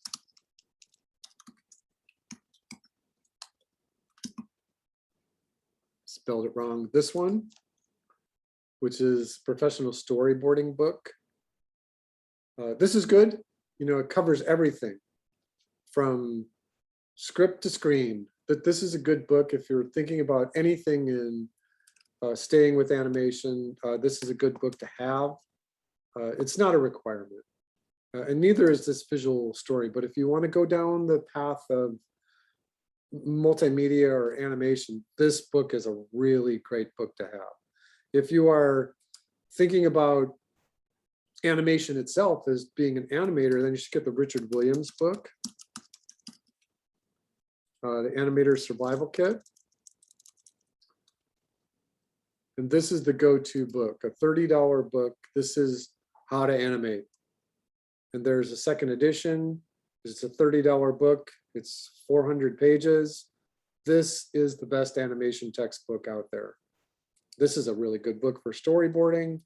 This is a really good book for putting it all together, the visual story. All right, so there are a couple other things that I would like to talk about here. Let me see where we left off. All right, so let's just pick up kind of where we left off here. Once again, we're looking at the act of drawing story panels here. And I started doing this. So let me erase this.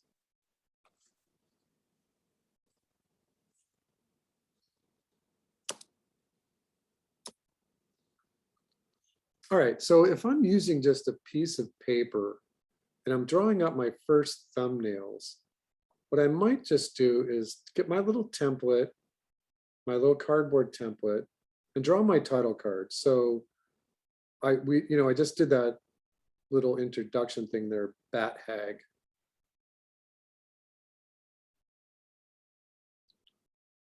And that's just my working title. And I'm not just doing this randomly. I'm kind of thinking about it in this right here. I think I just want to leave it sit there. So this is panel 001. This is not shot one or scene one because it's not animated. And so there's no scene, no shot. The slug here would be 6 seconds. The ideal would be is that in my thumbnail, I'm just going to draw this lightly.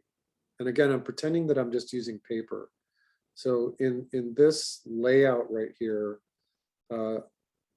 working, again, this is 1280 by 720. So it's actually fairly large. If I'm doing thumbnails, I might be able to get 9 or maybe just 6 on each one of these frames within Rough Animator. All right, so this is panel 002. And in my example here, I had the old lady riding the bat. And so I'm just going to study that. I'm thinking about my cinematic thirds. I want the bat in the middle, a line of action for the bat. I want his little legs up. I want to be able to see the lady riding. And so maybe I'm going to put the wings out here so that the wings are actually larger than the story panel, and the away wings are over here. Again, my bat is wearing sunglasses. That's my old lady. These are the bat's feet. All right, and I could just kind of color this in a little bit so I can see that that's the wing. These are the ears. And at this point, you know, I can go a whole different number of ways with this. I could go Mad Max. I could go full on dystopian. I could go steampunk. I could go Victorian. I could go do all kinds of things right here, which could change the title. It could change the story itself, and that's okay too. All right, so this is panel 003. And this was the exterior of the restaurant. So I'm going to draw, and I had already done this one, so I'm remembering what I wanted to do. So here I'm going to be using a 1-point perspective and horizon that's about the third. There's just the beginning of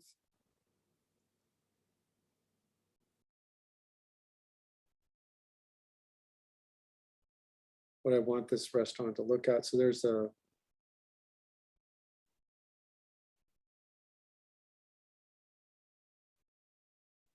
Billy's Diner.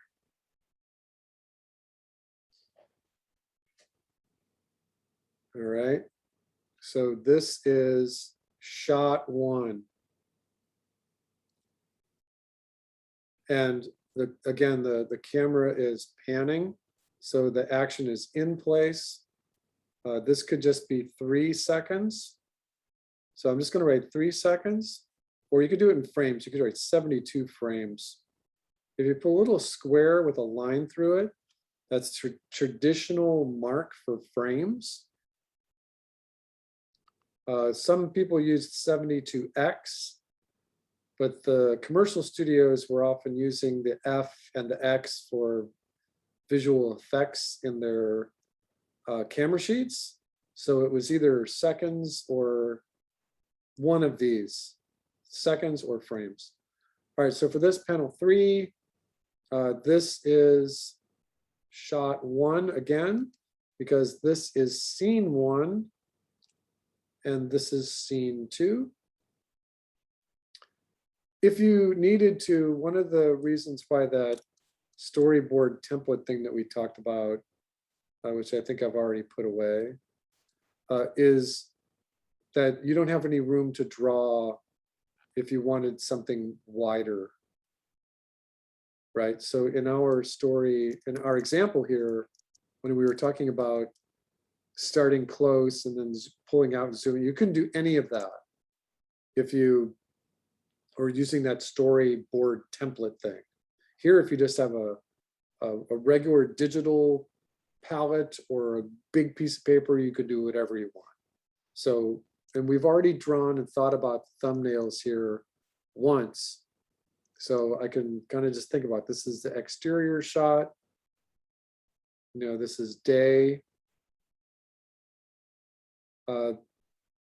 Maybe you want to have just nothing happening right here in this panel, which is going to be for 48 frames. And then you copy everything. So what I'm going to do is I'm going to copy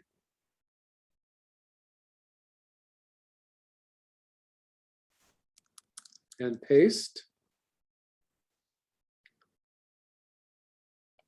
And now I can enter head, line of action for the guy, head, line of action for the lady, and they're walking. So this is panel 4. I don't need to write shot 2 again because it's continuing, but I need to write shot 1 over again. if I'm doing this on paper, what I end up doing is circling every time there's a new shot. So that my eye is cued into it. All right, so then what I'm going to do is I'm going to paste it again and bring this down here. I'm going to move this down a little bit because I want, this stuff is in the way. So right now what I'm going to do is I'm going to have the guy head line of action, open the door for, push the door open. Because remember the door opened inwards. And so they go in. So this is panel 5, scene 2, shot 1. It's still the same shot, right? Then I'm going to cut. So in my whole order right here, I'm going to write cut. Thumbnails are very rarely animated. So if you were going to do final boards for this, you would draw bigger. You just draw one board per frame, and then you can hit play. If I hit play right now, it's going to be a mess, right? And it's looping right now too. So that I don't want that. But we do want to animate this as an animatic down the line. But thumbnails aren't animated. All right, so this is, and they go in. If you needed to, you could paste it one more time and say that this is panel 6. This is still shot 1. But now I just see like a foot, right? Because they went in. In this condition here, you can write, they're going to walk. So you can draw a little arrow of walking.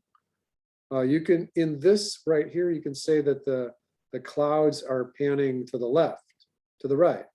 So you can draw like some clouds that are panning and try to keep them away from everything, right? So here's a small cloud up here, and you can write a note, pan the clouds. That word says clouds. All right, now we're going to slug this. If this is 48 frames, this is all still the same shot. How long does it take them to walk in? Beat, 2, 3, 4. This is maybe 72 frames.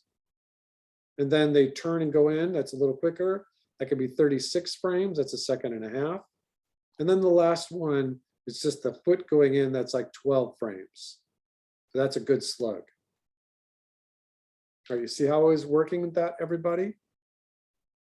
Do I have any questions right there?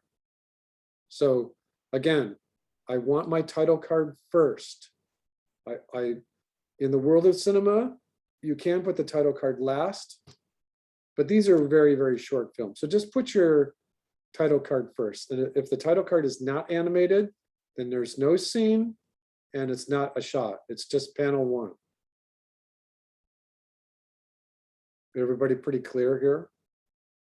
Thumbnails are small. Thumbnails are small. They are the size of your thumb. Thumb. They are small. They're the size of your thumb.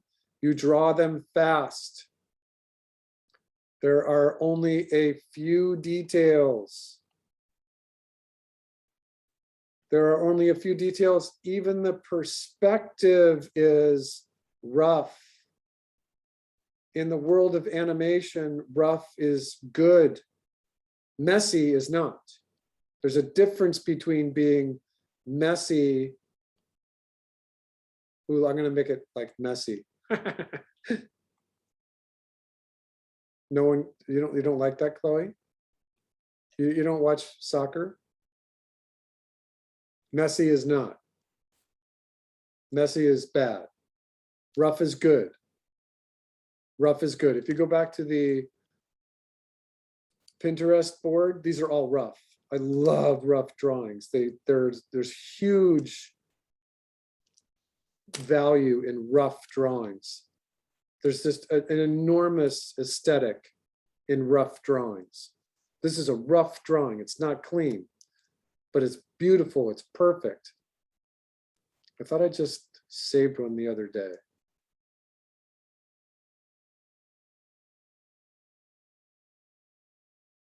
Maybe I didn't.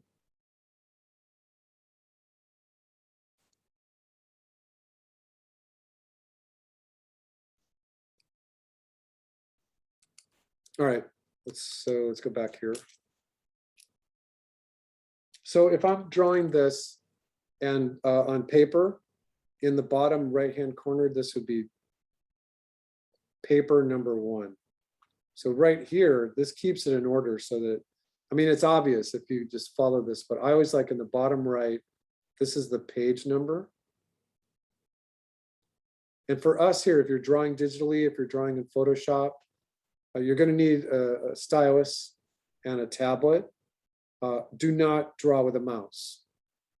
In my whole teaching career spanning 22 years and artistic career, another 10 for 35 years, 40 years on top of that, I've never seen anybody be able to draw with a mouse. Do not even think about it. You'll get busted immediately and have to get out your pencil and paper. All right, so from this, I would go to the next page and I would just keep going. If I wanted to paste this, so I knew what size I was working on with just to start, I could do that. So I'm just going to erase this eventually, but I'm just to keep my panel sizes about the same. All right, so then I can erase this. All right, so I'm going to go back, and just as our little demonstration here, where do I want to start? So if I'm going to use an establishing shot for the interior, or I don't think do I need this master shot? I might need this master shot. So if I'm going to think about it, I want the horizon. Oops, I'm in the wrong tool. I want the horizon. I want the corner of the restaurant, maybe off center a little bit. Perspective is over here. Something like this. Another vanishing point over here, vanishing point over here. So then this is the table, this is the window. That's the door. That's the other window. And it's not really looking like the master shot, which is fine. You know, again, if you're doing this on paper, you can keep this handy. And if you're doing it digitally, one way to make this work would be is to actually do your map on a piece of paper separate, so you can keep your camera order right in front of your eyes. You can zip back and forth between them like I'm doing now if you want. But here the couple is walking in. So head, line of action, head, line of action. Maybe this is a restaurant where they just have to wait for a moment, and then you put a little arrow that they're going to walk and sit down at that little table. All right, so going backwards, this becomes panel 7. This becomes, it was a cut. Oh, we didn't use a cut right here. There's a cut here. So that means this panel 7 is shot 2. Let's make sure that that's right, because I think something's wrong. This is shot, oh, it's shot 3. Shot the scene 1, scene 2, shot 2. So this is shot 2. So this is the scene. We're at the restaurant now. The scene is the restaurant. So the shot 1 is exterior. Shot 2 is interior. Panel 7. And that's just kind of how I'm thinking with my pencil here. Again, now I'm going to look at the slug. I went from 1.5 seconds to a second and a half, 3 seconds to a second and a half to 1/2 second. So now I'm going to go back up again. I'm going to put 2.5 seconds here. And I'm going to put little direction arrows. You can actually draw several poses in here if you wanted to show them walking. It might be a little confusing if you have 2 people drawn 3 times in the same panel. might be easier to just redraw it. Might be easier to just copy and paste.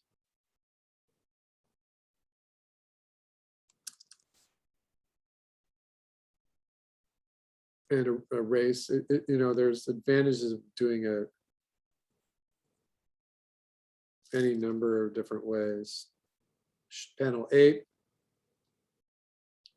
shot 2. They're just going to sit down to this is 1.5 seconds. All right, so you see how I'm doing it, and then you just keep building it. So right now, what I have to determine is going back to the script. You know, what do I want to have happen right here? People scream when that bat lady comes in. She hops off, sits down. So I have to think about the details of this. All right, I'm feeling like I missed something. So let me check. Well, there's a couple of things that you can do. I want to see all of this. I want to see your work. I want to see your thought processes. I want to see this script written out like this. And let me just take a consensus from everyone so I make sure that I use my time wisely here. So I'm going to stop sharing this for a second. How many people plan on drawing paper on pencil? I got some hands right there. Okay. So, and of those people that are drawing on paper on pencil, how many of you have a scanner? Alex, no scanner? I have a phone. Okay, so Chloe, you have a scanner, okay. So this might be just for you, Alex, right? So if you are using paper on pencil and you're going to use your phone as a scanner, then use this. Actually, I'm recording, okay. So then use this. This is in the classroom. It is called photography. And it's a little JPEG right here. It's called cell phone, right? So this is just my way of making sure that you're using your cell phone like a scanner. And what you do is you set this up so that your camera is above your artwork and that this is a side view of your phone and the camera sticks out from this piece of wood right here. And that there's a little piece of cardboard in here so that your camera, your cell phone is always in the same place. These are little small weights on the wood so that it doesn't move around because you want to keep the camera in the same place. Use multiple light sources. So I have a window right here, and then I have a little desk lamp because you don't want just one light source. You want multiple indirect light sources, right? So this is in there for you to use as just a guide to get a decent photograph. All right, you can also use this to animate. I use this same document here at the Academy when they're doing their stop motion animation or even recording their 2D animation that's drawn on paper. They do paper cutouts, they do claymation, they do all kinds of stuff with this setup. And it's really a good one to make sure that, again, you've got the phone locked in one place, parallel up about a foot, multiple indirect light sources. And the one thing that I didn't say, that I always say manually, is take a picture of whatever you're recording and then look at it. If there's shadows all over the place, retake it. Throw it away and retake it. Adjust the lights and then retake it. Check it again. You know, don't walk away from that quote unquote recording session before you looked at the picture. Does that make sense? Because that's why this little cardboard taped down to a piece of wood makes sense, because then you could take your camera and look at it and go, oh my God, that's terrible. Throw it away and put the camera in the exact same place. That way it doesn't have to re-register it. So this is a good way to make sure that you're digitizing your drawings correctly. Ideally, you would want to animate, draw your storyboards in Storyboard Pro, which is a Toon Boom application, or this rough animator, because then you can create your animatic very easily. But we can work with this. If you just have paper and pencil and a camera as your scanner, then in the classroom, use that little guide that I set up for you. Story, a little script, and then maps. If you don't draw a map, I will know. It's part of what's due next week. And then your first set of thumbnails, and just draw like what I had. The thumbnails are drawn fast. If you have a 30-second to 40-second story, you should be able to draw all the thumbnails in about 10 minutes. If you're spending too long on the thumbnails, you're doing it wrong. If you're putting in all kinds of detail, you're doing it wrong. You can put eyes and faces and stuff, but you don't need it. In the example, it's all posing. All right. Do you have any questions? So the application you're using is Rough Animator? It's called Rough Animator. It's Well, literally $4.99. And it's Okay, available but for Mac, PC, iPad. I don't think you can put it on your phone.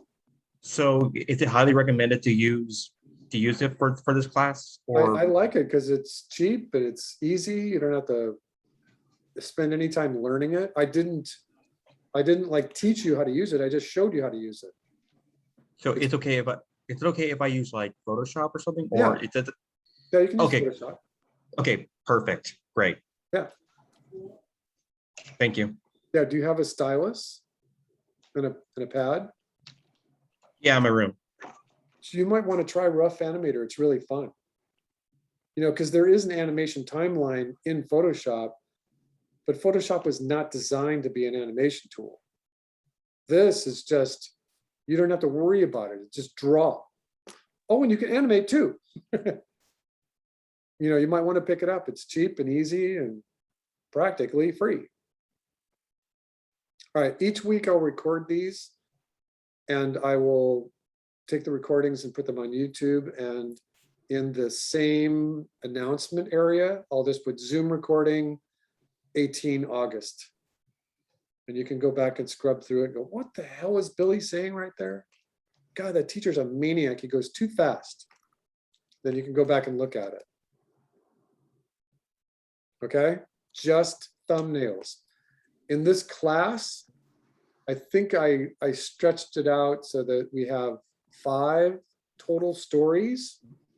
So if you want to use the same characters for multiple stories, you can. But I think that it's a good habit to get into designing characters. And then if you are designing characters, use that board that I just invited you to on Pinterest and start looking at what professional character designs look like. And we'll continue talking about it as the weeks go on. We meet on Wednesday nights. And by this time next week, I'm going to be slammed silly because I was talking to my daughter. I have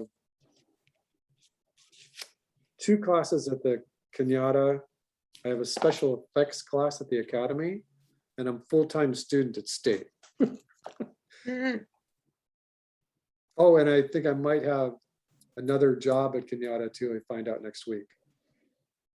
It's only 1 day a week.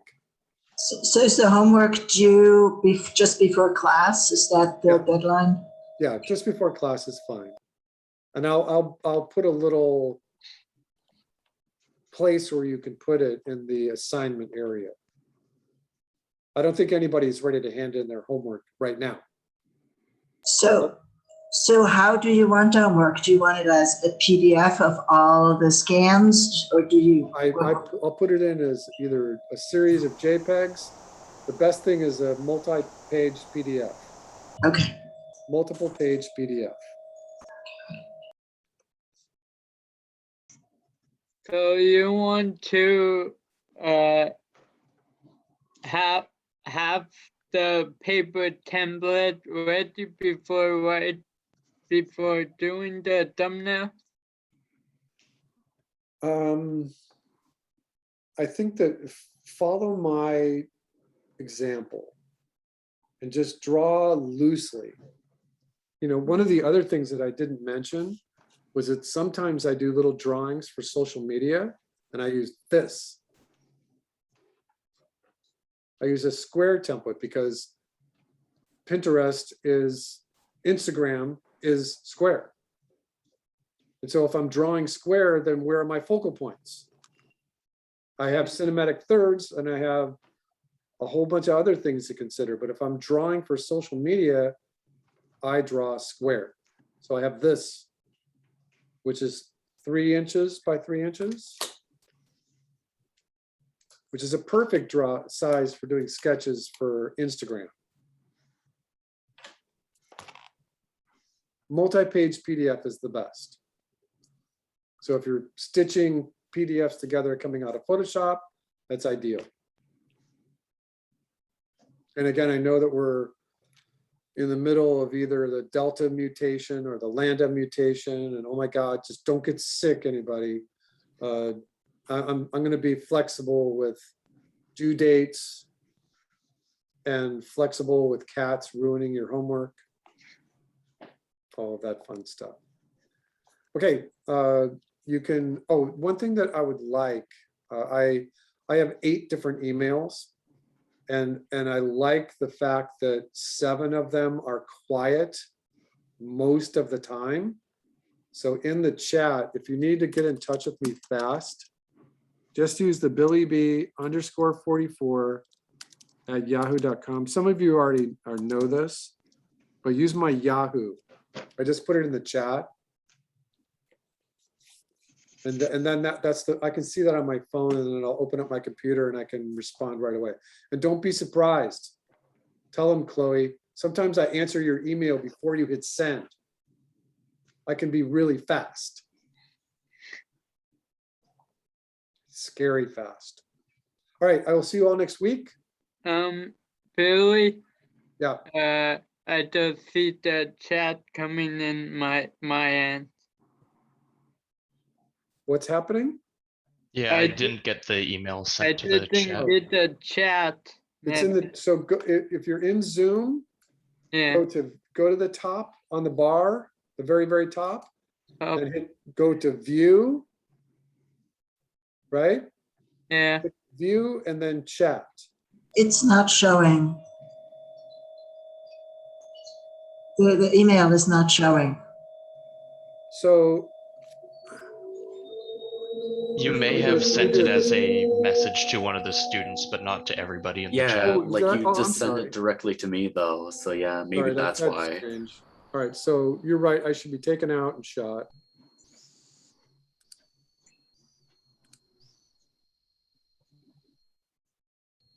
Sorry, everybody.